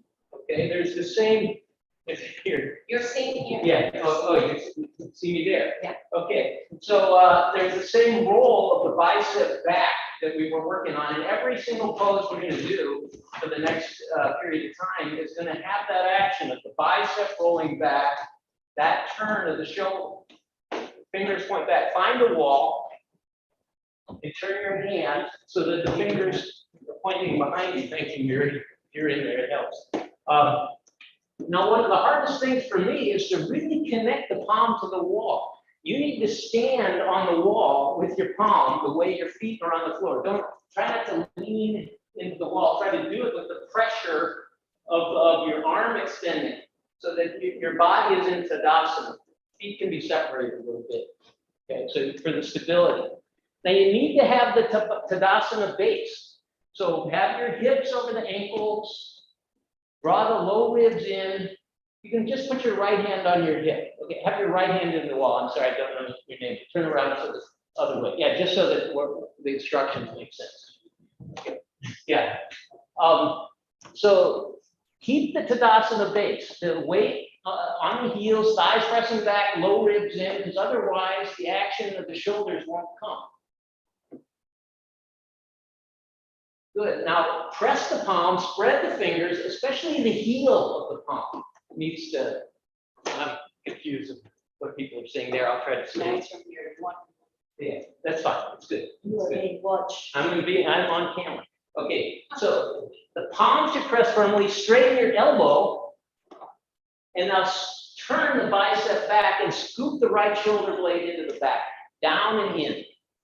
So there's that turn. The turn of the hand helps motivate that turn of the shoulder. So it can go from hand to shoulder, but it needs to get into the shoulder. Scoop it in. Keep the right shoulder low, back right shoulder down and in. Good. Try the other, let's do the other side. Turn around. Set up your Tadasana. You've got to be the right distance from the wall. So the line of the torso and the legs is basically Tadasana. Okay, with your left arm on the wall. It's deceptively easy looking, but to get the palm on the wall, the fingers spread, the elbow straight, and the rest of the body in Tadasana, it requires some focus. So find that focus. Put your right hand on your right hip. Right hand on your right hip.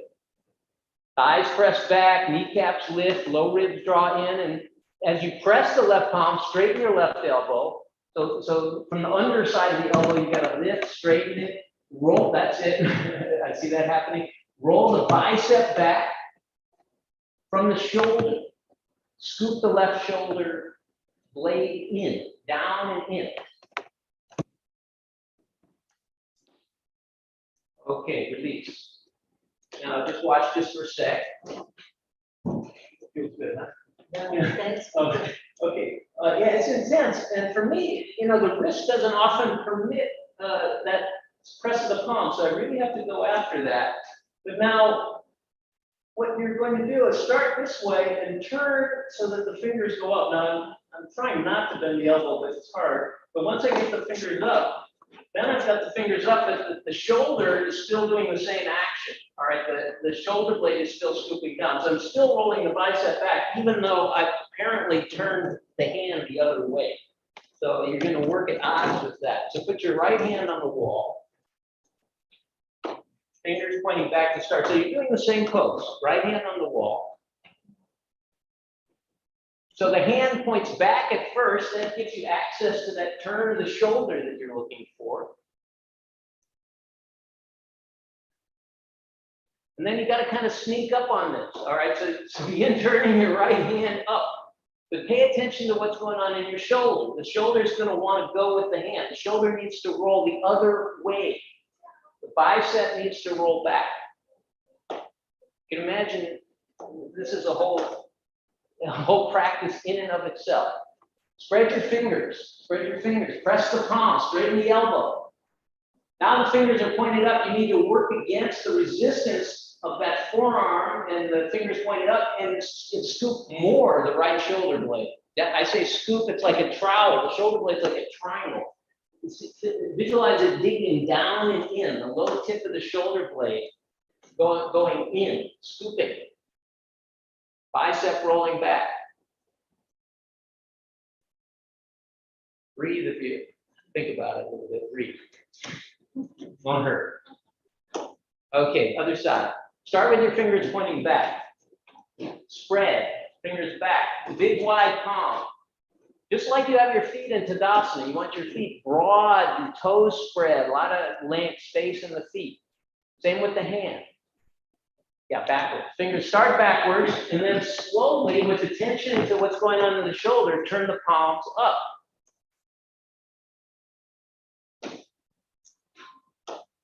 Slowly, and then pay attention to what's going on in your shoulder. It'll want to roll forward initially. You have to go against the turn of the forearm. The forearm's turning one way, the bicep rolls back. Dig the left shoulder blade down and in, scoop it in. Keep the left shoulder down. Don't let it hike up near the ear. If you get this, it propagates all the way to through the arm, shoulder, spine, neck. We're talking about poses for the neck and shoulders. Working on this way on the shoulder informs much of the rest of the body.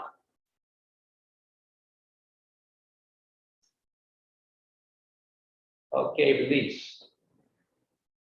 All right, you can come back away from the wall.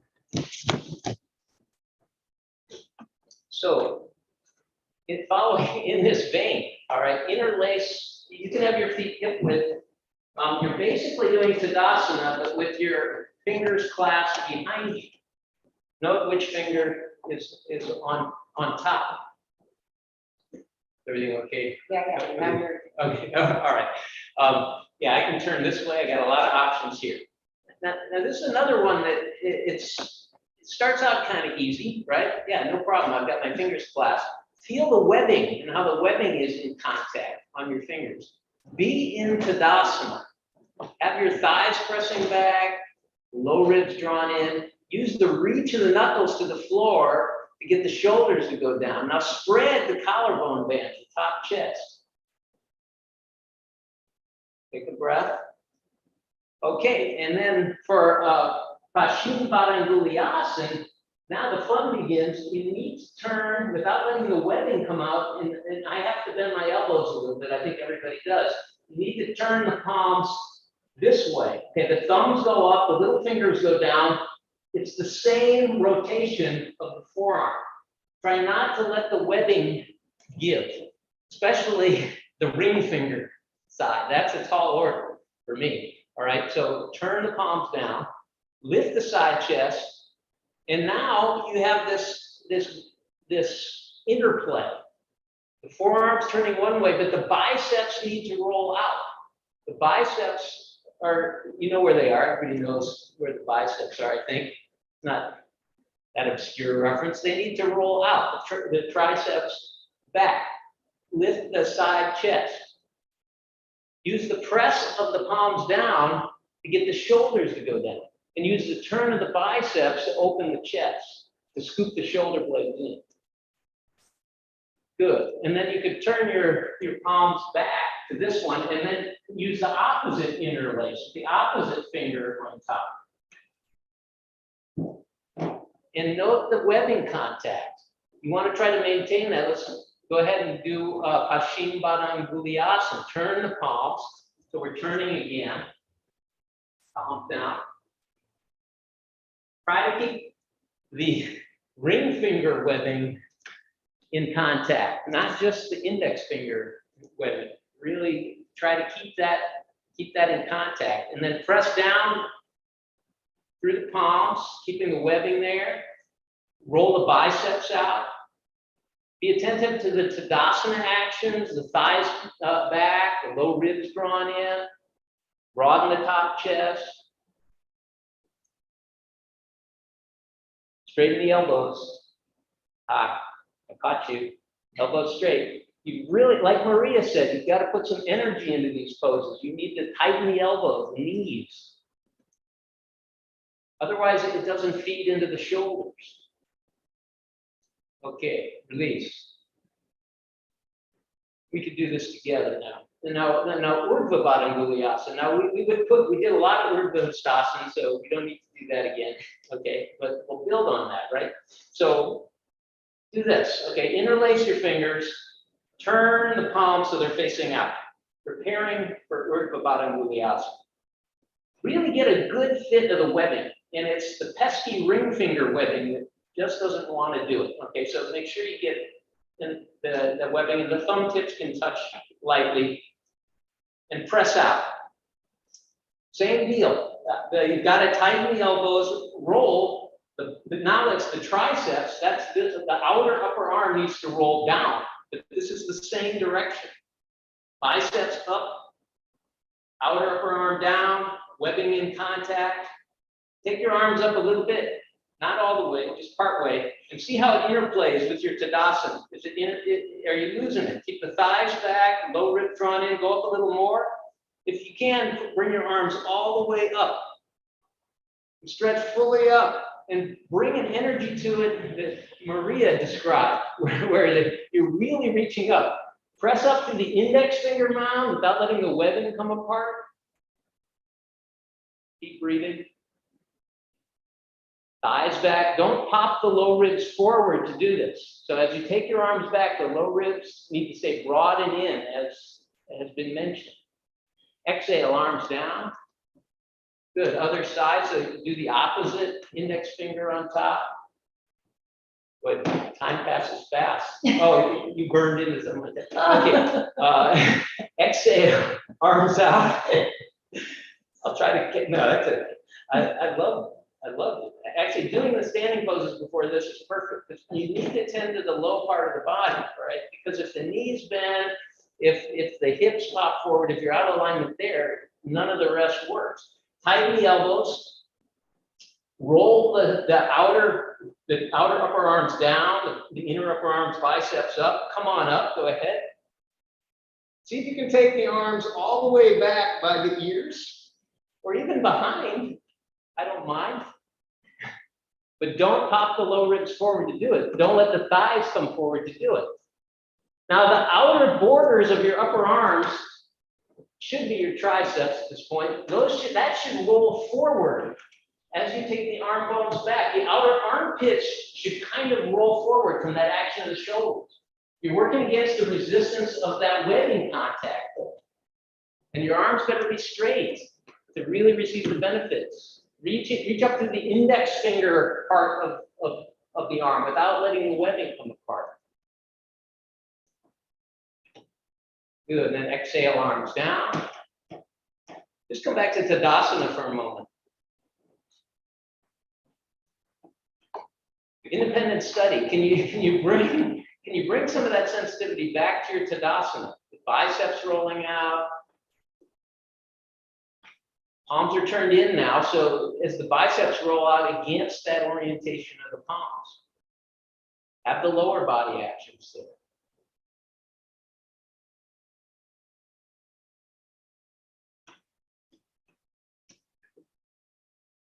Active through the arms. All right, not bad. Then, but only you know. You can feel it. If you get that, it's hard for me to see it, but if you get that action in the shoulder blade scooping in, you're getting the main thing here. Now let's go to Gomukhasana. Bring your right arm up into Urdhva Hastasana. All right. The left arm can just be down in Tadasana. Okay, so right arm up, palm in. So you're doing Urdhva Hastasana on the right side. Full pose, reaching up. Now don't let the left side body sink. Keep the left side chest lifting too, as the left arm reaches down. Now reach down your back, Gomukhasana style, and touch the same side shoulder. Okay, not over here, but the same side. Okay, so you're really trying to keep the Urdhva Hastasana action in the forearm. With your other hand, hold the upper arm and try to get closer to the shoulder joint here. Don't just grab the flesh up by the elbow. Get down a little lower and turn the tricep in. This is the same direction we've done for every single pose. All right, so it shouldn't be too strange. Roll the tricep towards the center line. So hold it, grab it, and turn it. The front of the upper arm, really hold it and turn it. And see if you can use that to help find that turn of the shoulder. Now reach up to the elbow at the same time. And you can walk your fingers down your back as the elbow goes up. Turn, lengthen up. All right, then you can straighten your arm up. Release, other side, left arm up. So it's like, what Ardha Urdhva Hastasana? I don't know. Reach up and right. What's that? Yogathon, thank you. Reach up with the left arm. Lift the right side chest. Reach down the back. So left hand, the left shoulder blade. Hold the upper arm near the joint. So get down close and help teach it to turn. So, but you got to let your shoulder take over. It's not just a matter of muscling it with the hand. It's giving it that sense of direction, then turn the outer left upper arm in and then reach up to the left elbow.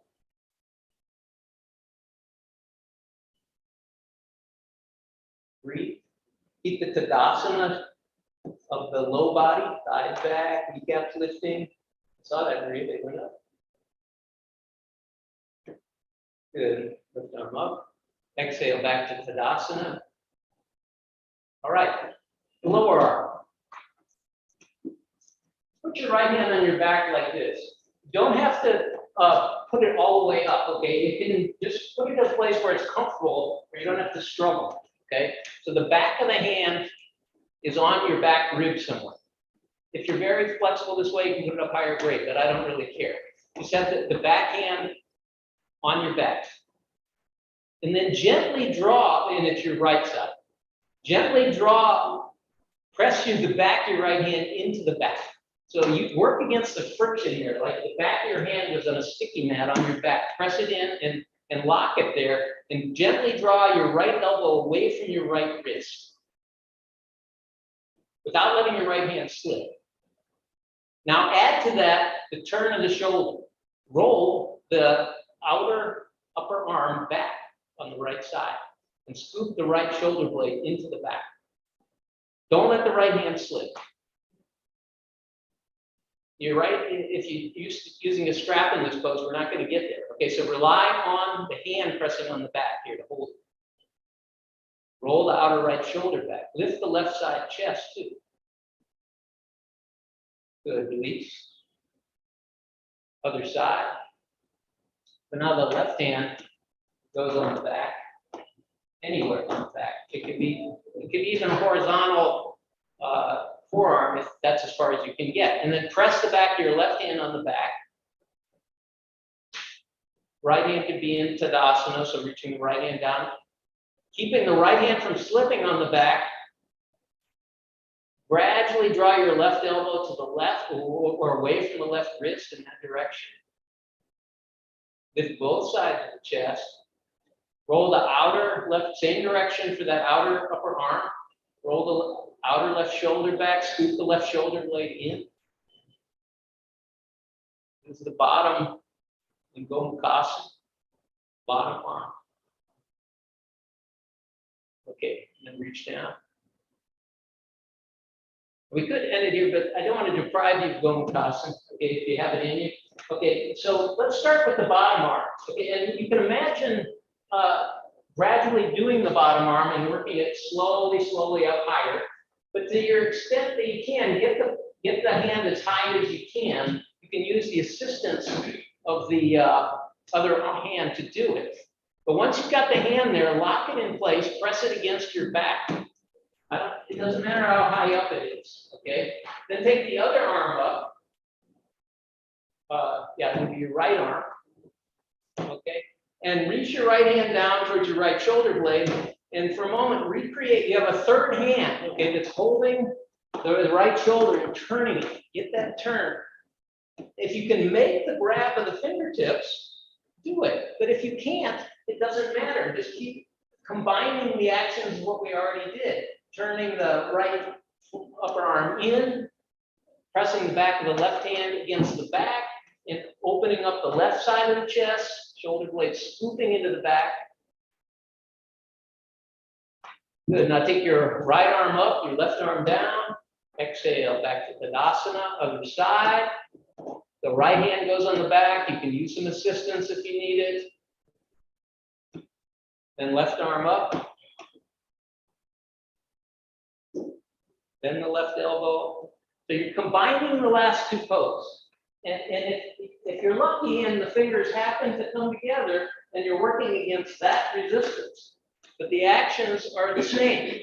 Okay, the outer right shoulder rolls back, the right shoulder scoops in, right shoulder blade. Extend the left elbow up and turn the left tricep in. And be equal on both sides. So the right side chest needs to lift as much as the left. Not the right shoulder, but the right side of the chest. Okay, and then straighten the arms. Exhale, release the left arm. Hope all you guys out there and you people out there are following, not able to see all the squares. That's the one, yeah. So we're going to bring this to dog pose. I'll be done very quickly. If you have a sticky mat, that's it. This one. If you have a sticky mat, you could do this at the wall. There are different ways of doing it, but let me just show. You want to use the wall to turn it? That's okay. I think, is this a side view now? Yeah, this is side view. Okay, so the thing is to add these actions to the upper body, okay? Now, yes, the legs need to be straight and all the standing pose work needs to go into the legs. So the legs need to be straight, the thighs need to be pressing back. But holding the edge of the mat lets you emphasize the thumb mount. So that's a way of doing it. You can also do it braced at the wall, but I want you to really feel the mound of the thumb firmly engaged. And you can come up and do it right now, all right? Come up and do Adho Mukha Svanasana. But make sure your thumb mound is pressing firmly. Holding the mat can help, but there are other ways of getting that. You can use the wall as a support. Yes, the legs need to be straight. Yes, the kneecaps need to be pulling up. Yes, the outer hips need to be in. Everything Maria talked about. But now, add these arm-shoulder actions. Lengthen from the thumb mound all the way up to the inner shoulder near your neck, and turn your triceps in. Don't push your head anywhere, okay? Keep your head in neutral. With the thumb mounts pressing and the length through the thumb side of the arm, roll the triceps, those are the parts of your upper arm that's facing the floor, in. And use that to spread the top back shoulder. So the top back shoulder blades broaden. Outer armpits roll towards your toes if you do this. And without losing that effort, that action, the straightness of the legs, the straightness and turn of the arms, become very soft, passive, receptive in your eyes, face, jaw, brain, tongue. Don't do the pose with that part of your body. Do it with your organs of action, excluding the tongue. Okay, I think we're done with this part. Okay, we're more than halfway. We brought you more than halfway there. Where there is, I'm not sure. I'll We'll figure that I'll out. take You're it next. over. Okay, you need the mat? If it's okay with Yeah. you. Thank you. Yeah, thank you, Mary. Hi. I So look forward to it. thank you very much, Chad. Thank you for everyone who already talked. We started with Annika, we continued with Lori, then with you, Maria, and Chad. So if you can take a mat, place the bolster vertically and stand in front of your bolster. I'm just gonna turn it so you can see me from the front. Stand in Tadasana. You can have your feet apart. In fact, everyone will have your feet apart. When do we place our feet together? When do we have our feet apart? When we go for the classical Tadasana, the mountain pose, we have our feet together. But if we're on our period, if we're pregnant, if we have hot flushes, if we suffer from being unbalanced, we will have the feet apart. And today, now, we will have the feet apart because we are preparing ourselves to Chaturanga Dandasana. Chaturanga Dandasana. Chaturanga means 4 limbs. Danda is a staff. In the pose that we're going to do in a second from now, we're straightening our body like a staff. So let's start it with Tadasana. The feet apart because we're going to go into Chaturanga Dandasana. We're going to do it in stages. Finally, we're going to use it with no support at all, but we're going to start in stages. Now, when you stand in Tadasana, have the feet parallel to one another and lift your inner ankles. Do you all remember the instructions that we have received? The sole of the foot should be well spread on the floor. Lift your inner ankles, lift your inner knees, lift your inner thighs, and turn your frontal thighs in and move them back. Move those inner thighs further back. Feel how the weight is shifting to the heel side. So press the balls of the toes and allow the toes just to lengthen forward. If you remember, Anuka asked us to lift the toes for a second so you can really experience how those frontal thighs go back, how those frontal thighs have a potential to roll in and to go back. Now release the toes, but keep the action. It will be much more difficult when we're prone. So I'm going to turn my mat so you can see me better. Let's all of us go with the pubic plate. The pubic plate is the bone which is in front, in the bottom of your trunk. Have the pubic plate at the edge of your mat. Have the entire spine on the support and straighten your legs exactly as you were doing in Tadasana. Now, if you remember, when you were standing, you didn't have high heels. So can you stretch those inner heels further back? Even walk with your toes in, walk with your toes to the direction of your trunk. So in fact, you're having now the legs of Vajrasana. Straighten the legs, tighten the thighs more. Open the back of the knees, open the back of the thighs, and crawl in with your toes. The toes should point towards your body.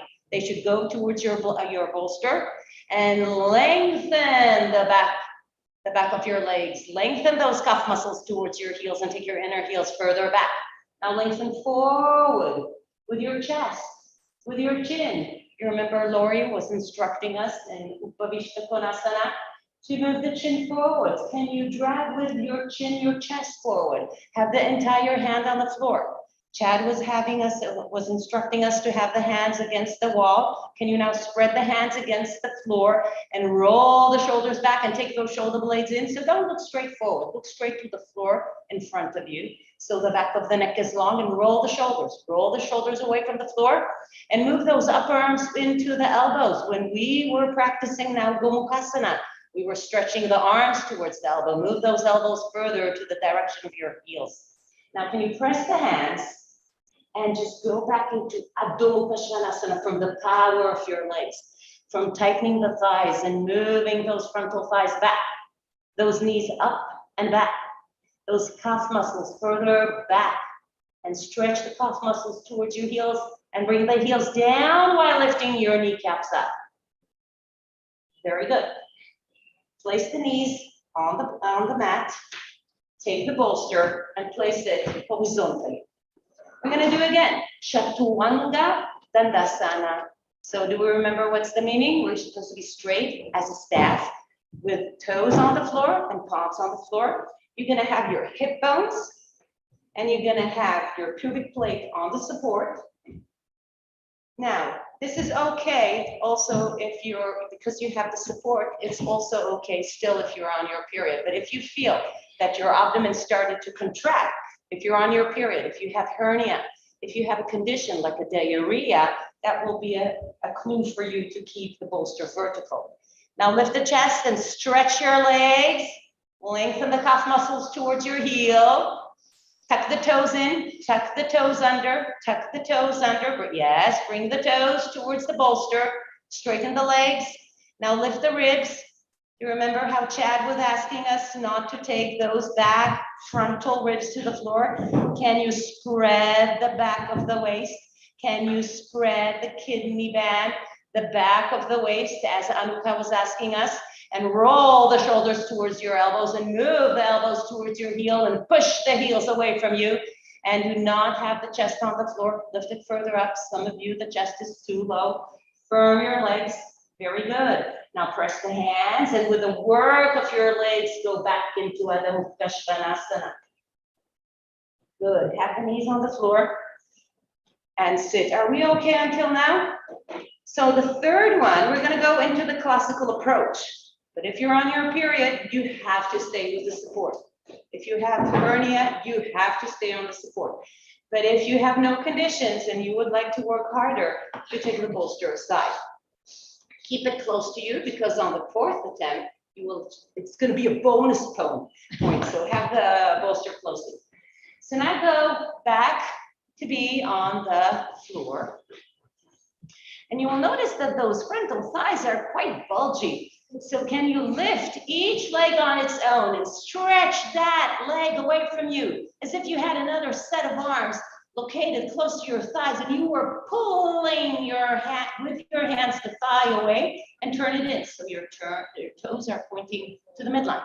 Stretch the other leg and turn the thigh in. So your toes are pointing one another.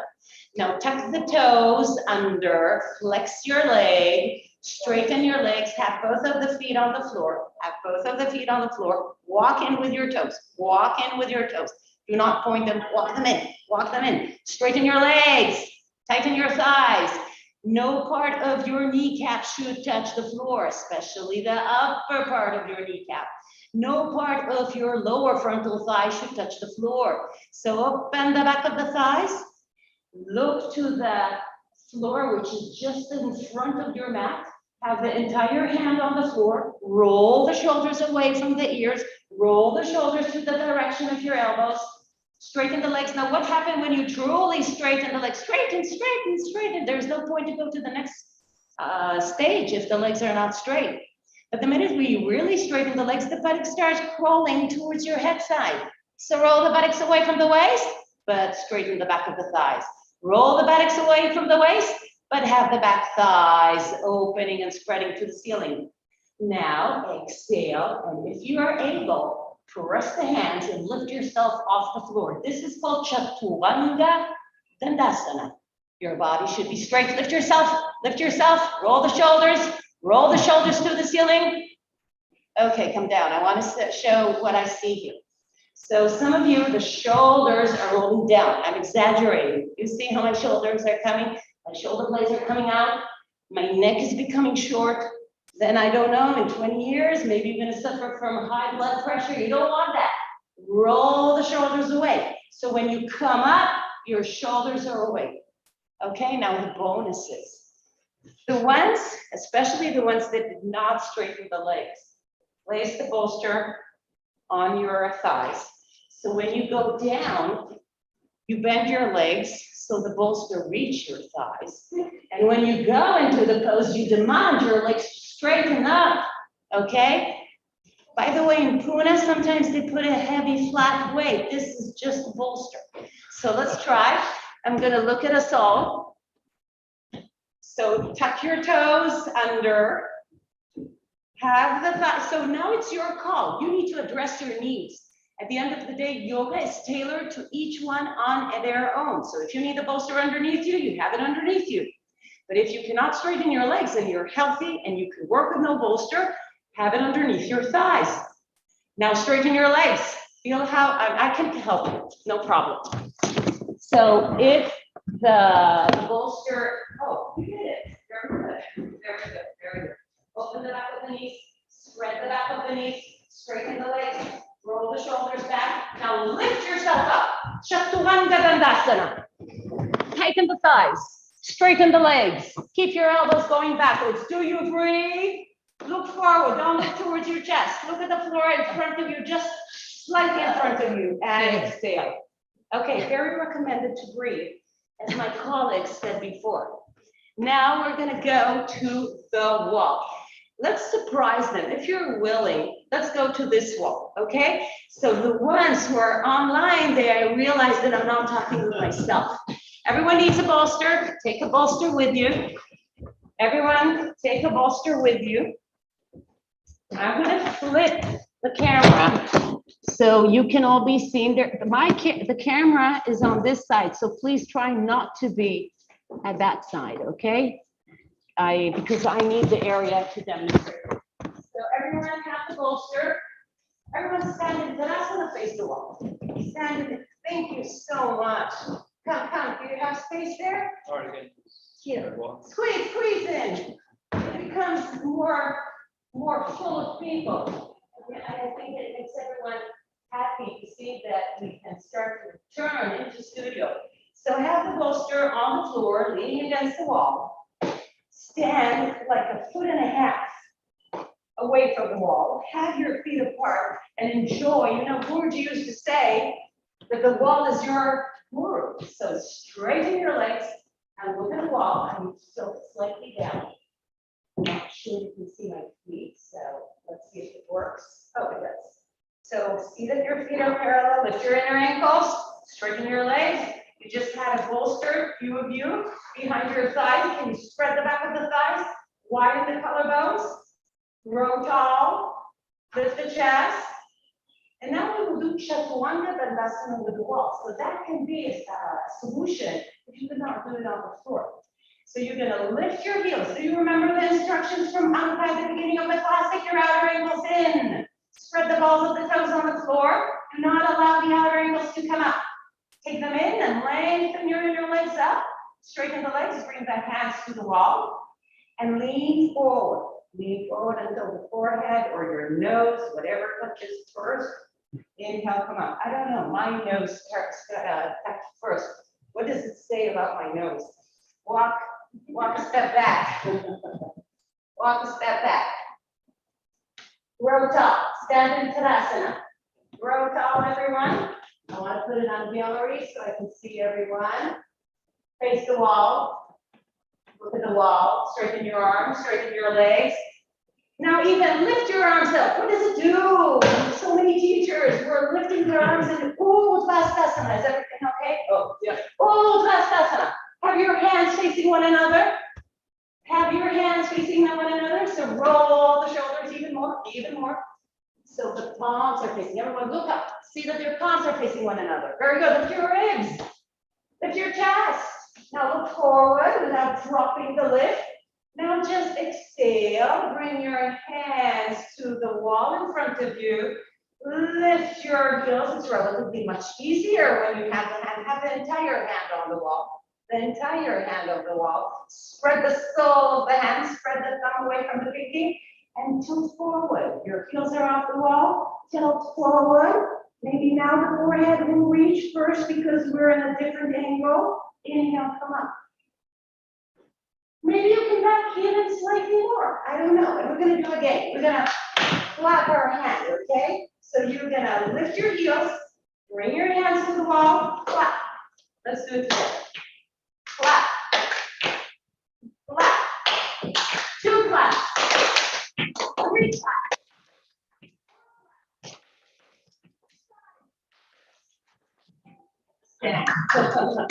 Yay! Now we're going to do in the same manner, Chandrasana with the ball. So you're going to use the bolster. And this time you're going to take the pubic plate. Do you remember the pubic plate that we were placing at the bottom of the bolster? So the pubic plate should be against the bolster. And your aim is not to press your upper part of your pubic plate into the bolster. You want to press the bottom. Now go on your toes, so lift your heels up, and even everyone, take your thumbs against the sides of the sacrum. Here I'm showing everyone. Take the thumbs against the sides of the sacrum and tuck the tailbone in. Tuck the tailbone in. Take the bottom of your pubic plate down into the floor. Now lift yourself up. Be firm on the legs. Be firm on the legs. The idea is to lift the spine, not to go backwards.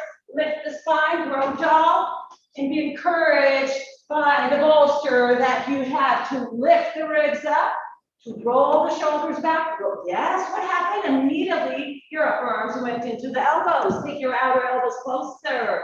Very good. Lift your spine, lift your ribs. Roll the shoulders back and release. If the bolster started to slide, it's a sign that maybe the tailbone should be pressed forward. Okay? Now we're going to add a chair. So everyone grab a chair, open the chair, place the chair against the wall.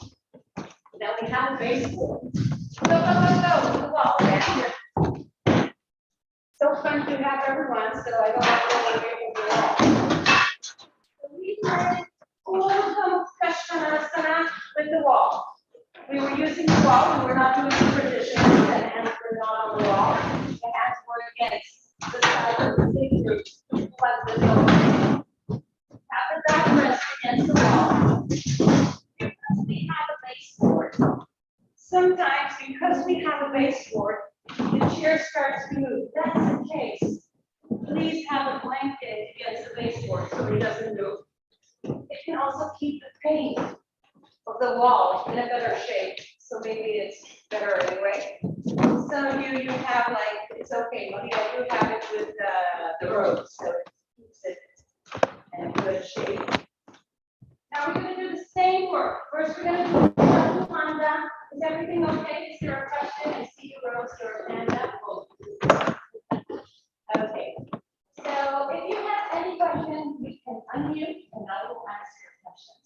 Have the bolster. First, we're going to do Tadasana. Do we agree? Yeah. Have your hands on the bolster. Walk back. Lift your heels. Spread the toes. Spread the toes. Beyond the balls of the big toes, relatively more than the pinky toes. And now take your outer ankles in and can you go into a straight line? So you all should look at the back rest in front of you. Straighten your legs, straighten your arms. Take the butt muscles away from the waist. Lift the pubic plate towards the chest. Now bend your elbows back towards your thighs, towards the leg. So maybe the crown of the head, maybe the forehead, something is touching the wall. Inhale, come up. Now, we were doing some fun stuff, which is called Ardha. We were doing Ardha against the wall, if you remember. And we took the fingers backwards because it was very helpful to engage with the muscles. So let's do it also here. Take your fingers out. Turn your hands so the fingers are out. So you can engage better with your upper arm muscles. So your bicep is going forward and outwards, and your tricep is going in. Walk back. Straighten your arms. Lift your spine. And now bend only as much as you can while you're keeping your body straight as a stack. If your belly comes out, if your thighs are dropping, this is not Tadasana. Inhale, come up. How did it feel? Was it better? Was you were able to engage with your upper muscles better? Good. Okay. Now, if the head is dropping, what do you think about this? Is this Tadasana? No. Your spine is going all the way into your head. Okay, so keep it. Now, after doing twice Tadasana, let's go for so keep the fingers out. So we turn those upper arms. And I will ask us all to take the pubic plate. Look, I'm bending my legs. I'm walking in. I'm trying to push the chair further into the wall.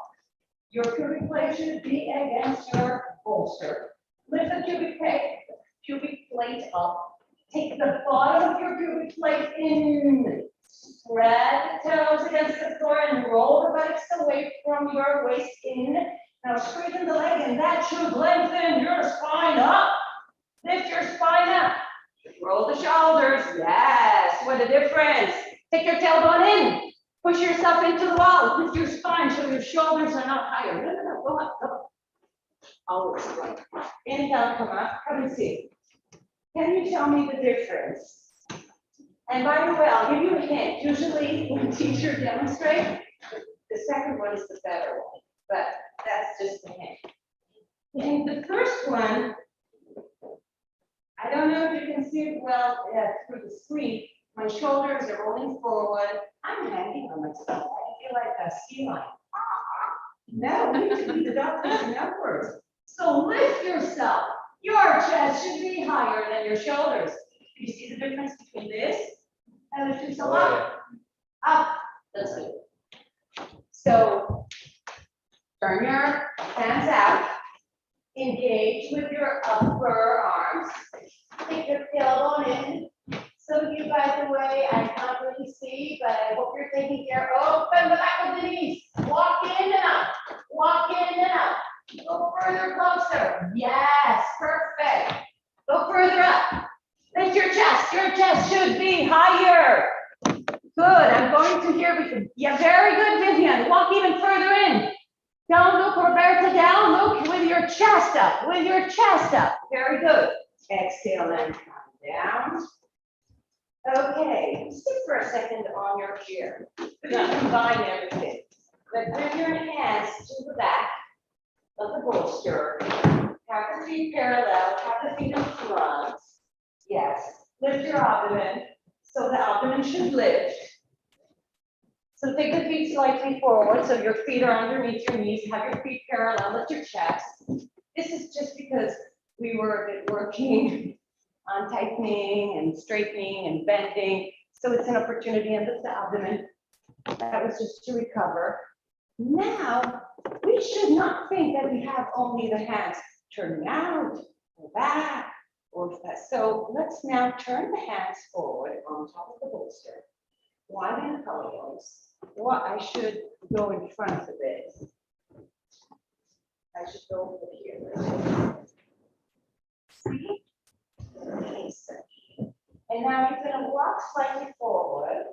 Walk slightly forward, do it with me. Roll the buttocks away from the waist. Straighten your arms. Roll the buttocks away from the waist. Keep your feet parallel.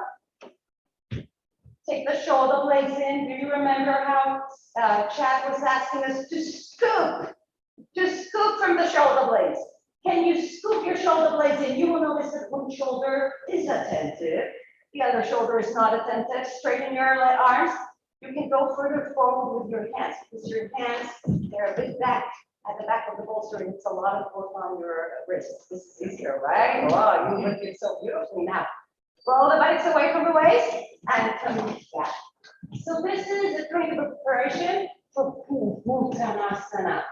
I love the word Uttanasana. We're lengthening the eastern side of the body. This is the east, this is the west, this is the north, and this is the south. Take the south forward. Now bring the feet together. Don't keep it still bent.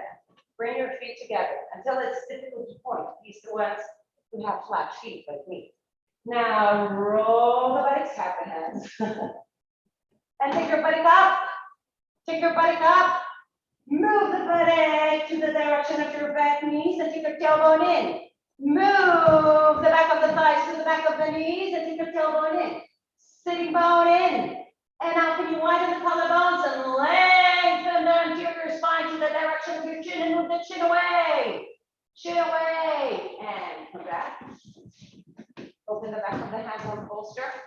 Can we do it with no bolster? Let's try.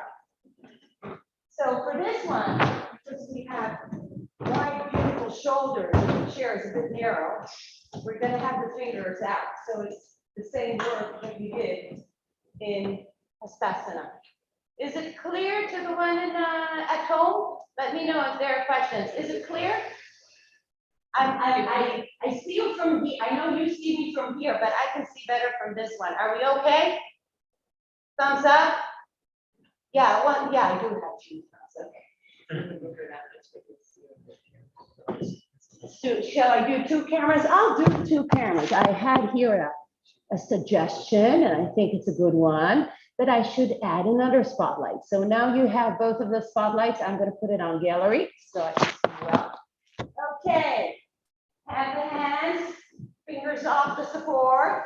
Take the feet away. First attempt with your feet apart. Roll the buttock away from your waist towards the back of the knees.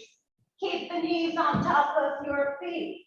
Roll the buttocks to the back of the knees. Scoop the shoulder blades in. Take the posterior spine into the body. And can you look to the wall behind you?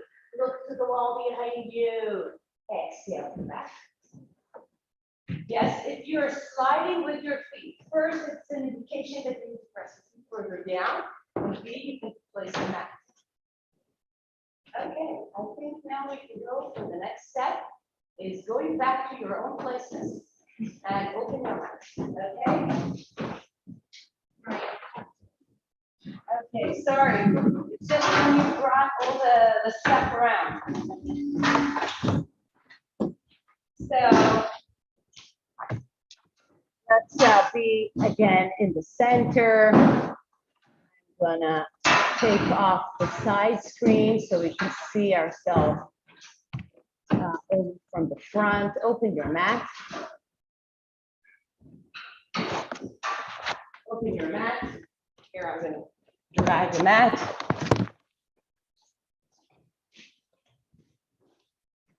And what we're gonna do, we're gonna try to do some of the poses, the 2 poses in fact.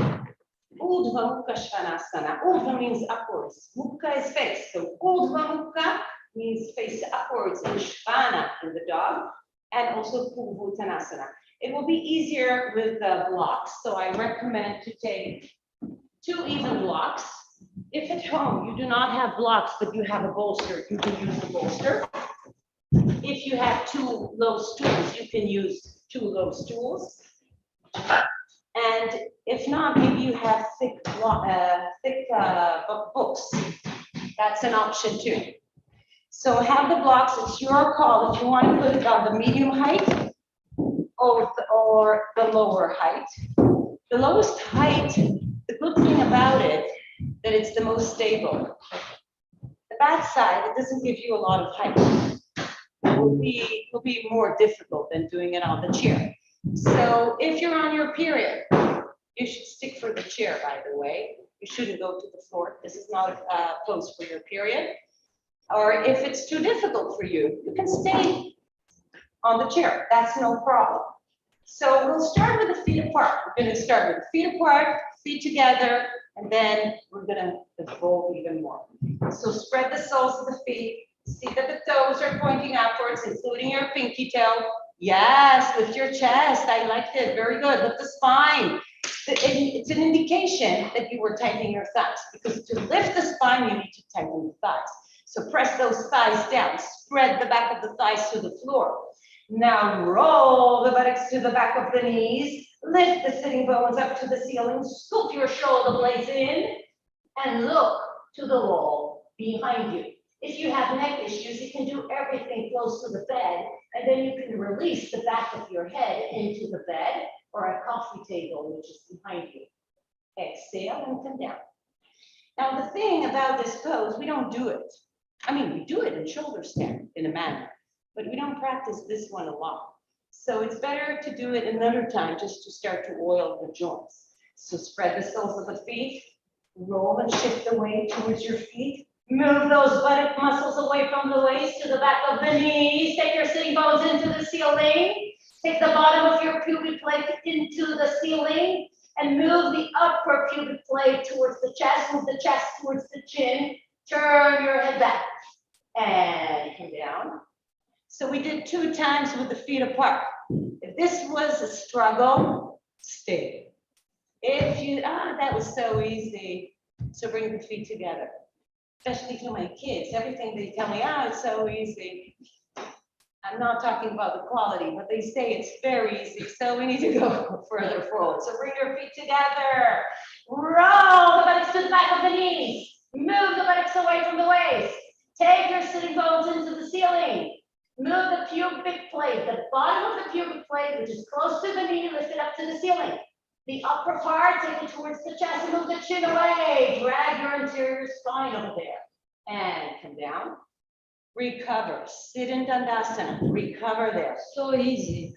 So easy. So we will go forward. But before that, because you're the only one that said that it's easy, we'll have to see how it is going. I will look for a second. It's a way of teachers to excuse themselves from doing the second part, because I really need to look at you. Lift your buttock up. Have the soles of the feet on the floor. You continue. I'm just looking. And roll the buttocks away from your waist. Roll them away. Take your tailbone in. Lift the pubic up, up, up. And move the anterior spine towards the chin. Understand how your chin can help you to evolve. Exhale and come down. Okay, thanks to Maria, we will learn to find the pose. So what we're gonna do. Now, if you have beautiful long arms, you're blessed. But if your arms are not very long, you can cheat a bit, you know, just for the few first attempts and move yourself further forward. And what you're gonna do, you're gonna roll the buttocks, lengthen the spine. I need to cheat even more. And go into Virasana. Okay, so I'm straightening the legs and I really need to take the tailbone in. If you're not gonna move that pubic plate into the ceiling, it's not gonna work. Is it okay, Maria? Do you allow me to spotlight you so I can look at others? Thank you. So we're gonna spotlight Maria. Can we see you? Yes, we can. Good. Everyone have your arms pressing into the block. Maria already moved to the second part with no blocks, but if you want, you can take the blocks off, but if you want, you can keep them and roll the buttocks. Go into Uttanasana. It's gonna be your call. Your legs are gonna be bent, or you're gonna, is it okay if I help you? Roll the buttocks. Good. So the more you press the feet, let me know if it hurts you or is it helping you? Hard to say, right? Go for it. Oh. And roll the front of the thighs in. Roll the front of the thighs in. Good. And release. What's the name? Hmm? What's the name? Paripurna, not No. Uttanasana. Uttanasana. Would you like to do a second attempt? Let's go for the last attempt. Uttanasana. Press the hands down. You can challenge yourself, especially the one who have all the arms. You don't need the blocks. Now, press the hands down. Roll the buttocks away from the waist. Straighten your legs. Good. Is it helping? Lift the buttock. Yes, very good, very good. Lift the buttock. Let's scoop. Good, very good. And release. Okay. Stand in a Tadasana for a second, just to open the chest. Because, you know what, before we're gonna do the full Urdhva Mukha Svanasana, I'm allowing myself to go wild because I think I have more time, right? Am I okay with the time? Not that I know. Oh, I finished it? You're okay. You passed it. I passed it. Yeah. Okay, you have to join one of the institute classes or one of the teachers through this region classes because it seems that I passed away. I'm sorry, because of the quarters and 15 minutes, I got lost. I'm not very good at math. So Naomi from California Yoga Center in Mountain View. Leave them there. Okay, leave everything? Okay, so now you have only a camera here, but if you want me No, to. it's fine. Okay. Everybody, welcome. Thank you for continuing. You will need a strap, a bolster, a brick, and wrap a couple blankets. You can have them handy. Okay? If you've got it on, you're all ready. You can go ahead and make a buckle of the strap. Buckle up the strap. The distance of the strap will be, if you were to put it around your thighs, and press out on your thighs. The thighs wouldn't go any wider than the hips. My feet are gonna go wider, that's okay. You're trying to create a boundary. The outer ankles, we were working on the outer ankles, the outer shins earlier. Now we're using cross. So you don't have to leave it on, just know that that's the distance of it, okay? Come to the pose we know as Tadasana. If you're not familiar with it, you can watch. If you are, lay down, have the brick handy, have the strap handy, okay? You have a ton of instruction today. Use what spoke to you in your body. We just finished up some chest opening, so that's gonna be handy. So have the strap, have the brick close by. Bend the knees. Just the first one, super basic. Pull the sides of the mat, toes forward, press the heels, inhale, come up. Roll the shoulders underneath. All that shoulder work. Lift the back body up. Continue that work that you just did in Uttanasana, in Chandrasana. And then exhale, come down. You'll do it again. And you're gonna eyeball this time. Could you get the brick, the tall brick underneath your sacrum? If you can, then you will. If you can't, then you're gonna put a blanket underneath, and I'll show that in a moment. So again, pull the sides of the mat, toes forward, press into the heels, lift the buttocks, roll the shoulders underneath, roll the inner arm out. And if you get that tall brick underneath the sacrum, then do so, and just be there for a moment, okay? If you can, watch. Better to lift the shoulders than to lower the brick. If you have back pains, knee pains, you might need more than one shoulder, one blanket, one blanket. So you want to fold those blankets this long, thin shape. It's similar to a bolster, okay? So if you could be in chop, now it's getting close to Setu Bandha, which is fine. So if you have any issues, any pains, you're gonna put some support underneath the shoulders, and then you can get the brick underneath the sacrum a little bit better. Allow the arms to rest out to the sides. There's a rotation that we worked on all afternoon. The buttocks in, the upper arms out, the shoulder blades into the back, they lift up. The difference now is there's a softness coming. Yoga is about absorption. Absorbing the mind into the Purusha, into the divine. But first we have to train it. And that's what those asana are for, to train the mind. And even before the asana, we practice the yamas and the niyamas. So we can have morals and know how to interact with each other conscientiously, compassionately. And to interact with ourselves with a conscience and with compassion. And so now is that transition time to take the efforts of the asana class, consolidate them, and draw them in. So there shouldn't be a lot of effort in this pose. We won't be much longer. We'll find a softer pose. But just to move from the work, the physical work, to allow the body to receive, to allow the body to cool. Now the strap was there if you have knee pain, if you have back pain, you could put it around the thighs even now.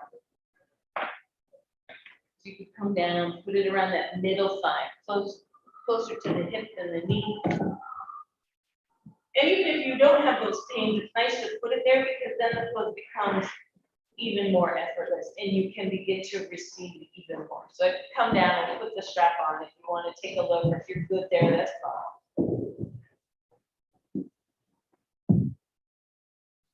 The neck is soft, the jaw is soft, the throat is soft. And it takes time to unwind that efforting. It takes time to come to the moment in a softer space, in a softer way. So just give it some time. Those of you who are adept, you are more than welcome to straighten out the legs. Those of you who this is a challenging pose already, you're welcome to come down. And we'll, in another moment, go to the next variation of Setu Bandha.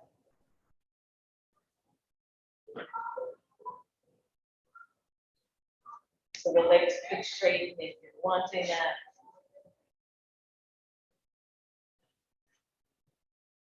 Or you can lift the hips and come out. But you may find after all the effort, all the absorption in the actions,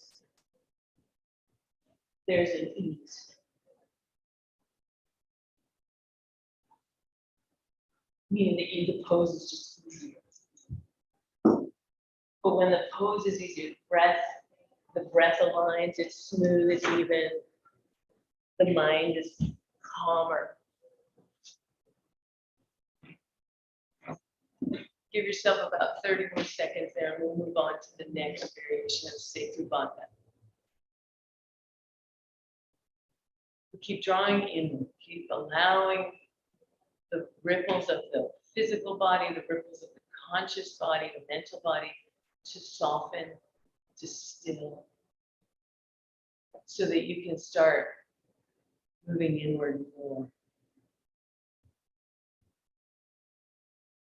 Follow the breath, always a great thing to watch.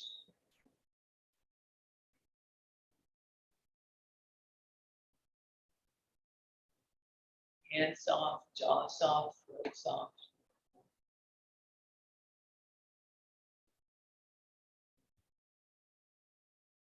Think of this as a pre-Shavasana. This and the next Setu Bandha, it's pre-Shavasana.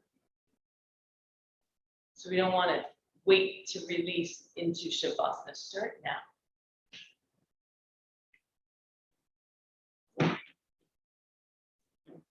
Okay, take a breath. Bend the knees if you have straightened the legs. Lift the hips. Lift your hips up. If it tends to get stiff, you can lift the hips up and down a couple times. Your low back gets stiff and Setu Bandha. Otherwise, lift the hips, move the brick out. Come on down. Take the if the strap is working, you'll want to put it on again, but you'll have to take it off to get to the next place. Now, if you have a bolster, and if the low back is an issue still, you can put blankets along the leg side and your calves, your feet will rest on the blankets. If there's no issue, no blankets, okay? You can put 2 or 3 blankets up there, so the legs are the hip height, okay? Now, as you come into Setu Bandha off the bolster, it's been called, when you do it on the brick, it's an appetizer, but when you do it on the bolster, it's a main course. So you want to be able to really stay here, okay? Utilize all that shoulder effort, all that openness, so that the chest can open and then surrender, right? So I start with my hands lay back, I pull my shirt away so I don't choke myself, plant those heels, and I push off. Just the head, and it just comes, so the shoulders, the back of the head come down. And then I can straighten the legs. So then you have to decide, is that too much pressure on the low back? You can raise the legs up. The strap will help that very much. So I've got that strap holding my side, press the legs out. So see if you can come to this main course, if you will. If there's any issue that's not comfortable, feel more than free to ask questions.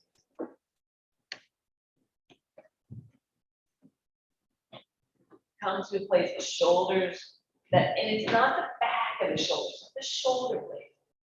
The very outer edge of the shoulder. Sort of like the silhouette. Whatever shape you come into, there should be an ease and a freedom to this pose. Something that's the question, yeah. I see you, I'll come at you. This is the spot.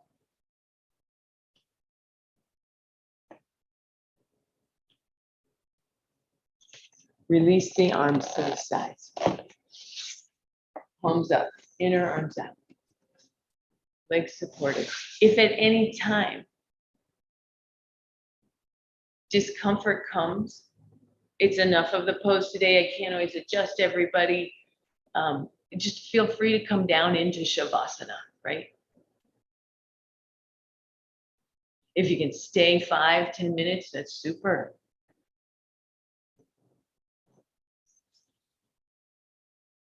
But remember, this is a pre-Shavasana.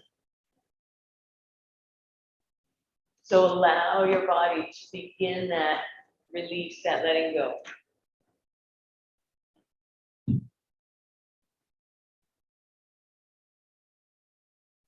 Let loose everywhere, let go everywhere. Instructions that you adhere in Shavasana, try them now.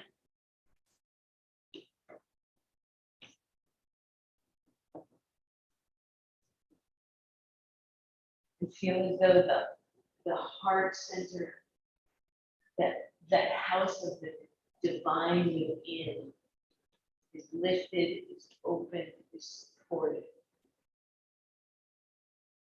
And the rest of the body falls away. Remember, at any point, if it's not feeling completely soft and passive, if there's any discomfort or distraction with the physical body, come out and go into your Shavasana.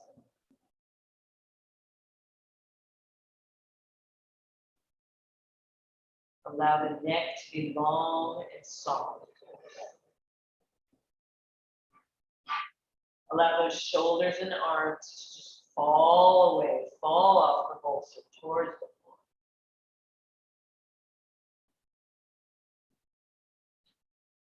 There's a cooling, a physical cooling, a mental cooling, calmness that comes.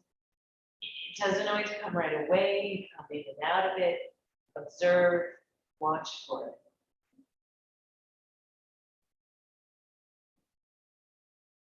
It may take some time for this absorption, this stillness to come. Especially if you don't hear it or feel it right away. That's okay. Just be patient. Some days it comes very quickly. Some days it's elusive. But that's the practice.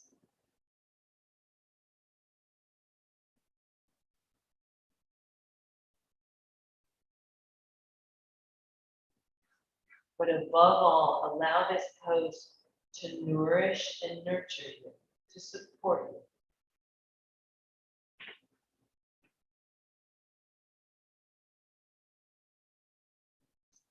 Setu Bandha is a pose from the family of Salamba Sarvangasana, the mother of all asana. Just like a mother, allow yourself to be supported, to be nourished. With all the compassion and all the love that a mother gives. Take that, receive that.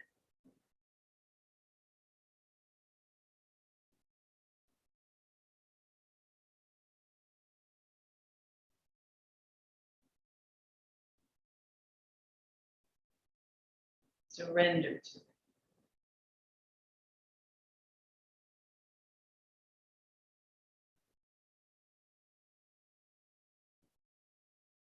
Remember, if this pose doesn't nourish you, if it is not a pose of ease, it could change, and at that time you come out. We'll give you a minute or two more, and then we will come out to Shavasana.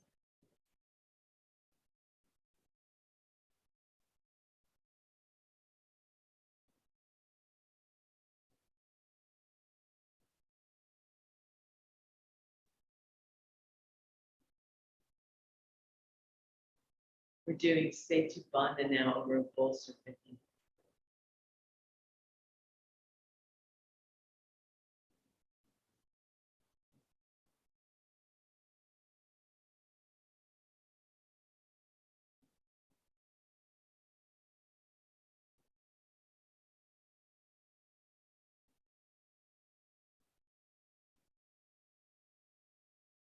Now, if you've been here for a while, we will slowly transition to Shavasana, but take a moment and feel the peace, stillness, the calmness in the mind. So that as you move to your Shavasana, whatever setup works well for you, that we don't want to disturb that consciousness. Of course, it will change, but move gently, move slowly, bend the knees. You can either push yourself off the bolster or roll to the side gently and just rest there.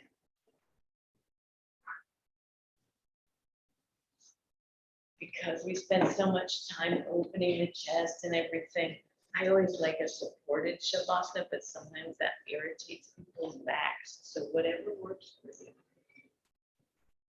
You may enjoy putting the bolster on your legs. You did so much work with the legs that will calm them and create some of that release and letting go.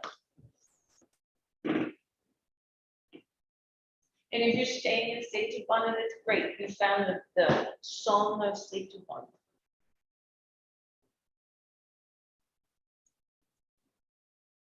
Transition yourself to Shavasana. Make all those adjustments that you know your body needs. Of course, the shoulder blades in, they tuck down, the buttocks away from the back. The inner arms out. And then again, continue with that surrender. Release everywhere, let go everywhere. With compassion, with kindness.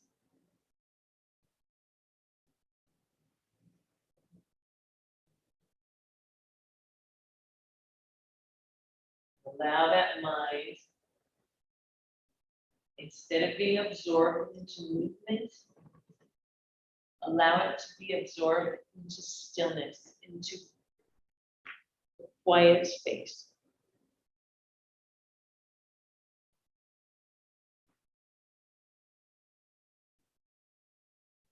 Shavasana is known as the corpse pose. And it's not that we're playing dead. It has nothing to do with actually death person. But a corpse is not troubled, is not affected by the world. It has no cares. The world has no impact on the corpse per se. Meaning the goings on. So see if you can let go and surrender all the parts of your life that tie you, that keep you engaged, good or bad or neutral, whatever they are. Put them down, put them aside just for a few minutes. And be in that quiet, still space. No care, no concern.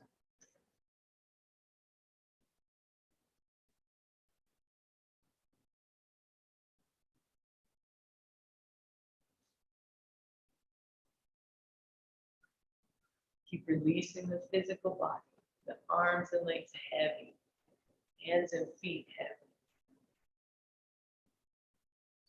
Head completely supported by the earth. Spine completely supported by the earth.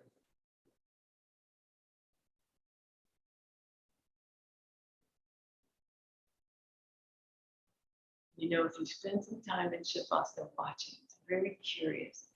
You have to watch for it. But there's this sensation. The body gets heavy as a stone.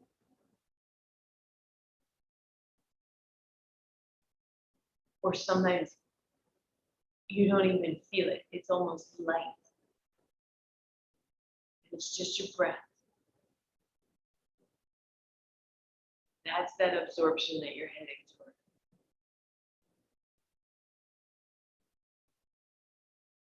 Removing yourself from this world and being in that eternal.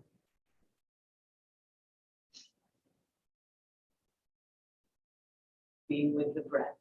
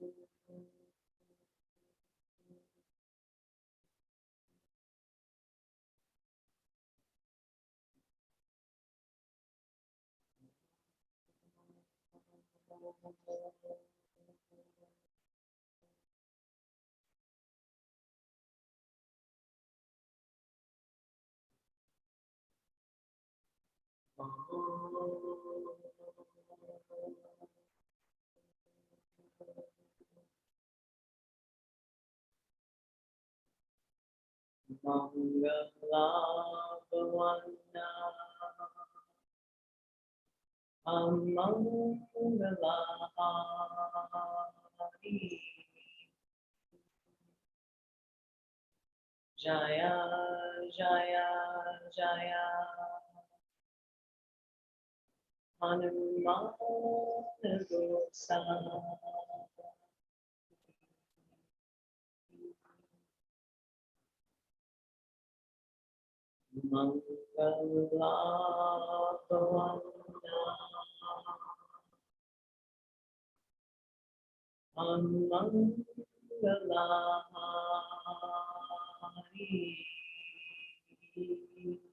Jaya, Jaya,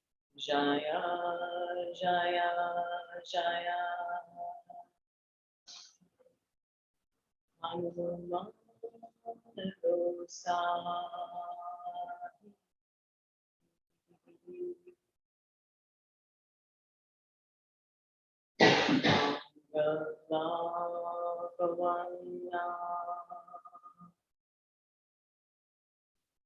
Hanuman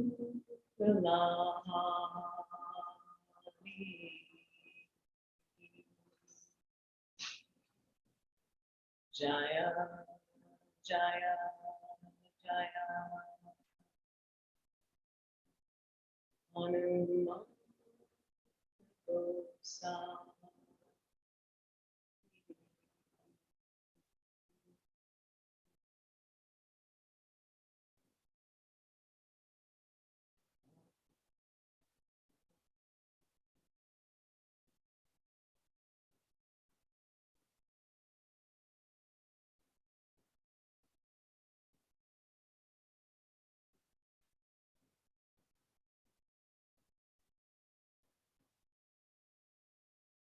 back to your breathing.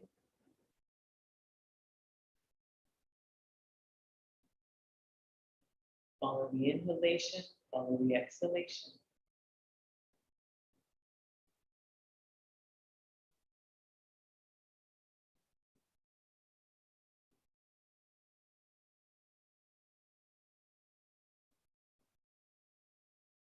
Good, bend the elbows, place the hands on the body somewhere. And breathe, breathe into the hands. Breathe, have the breath come into the body and touch the hands. With compassion, with kindness.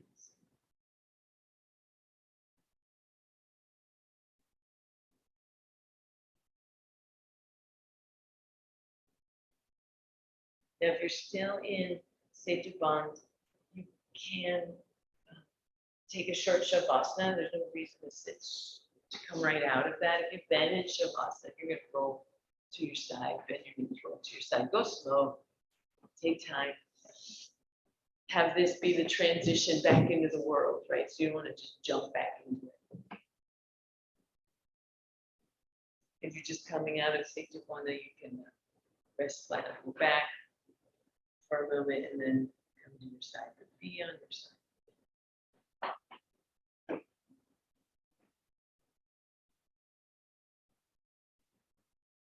When you come up, use the arms, let the head hang really, really heavy. Come up with the head, push up with the arms. And just sit.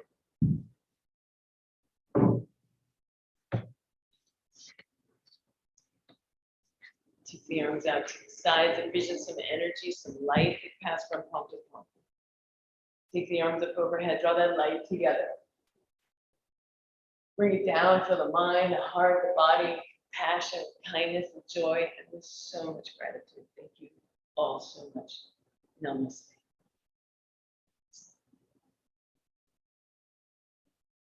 Thanks for joining. Thanks for joining the Yogathon. Thank you. Have a great day. Yes.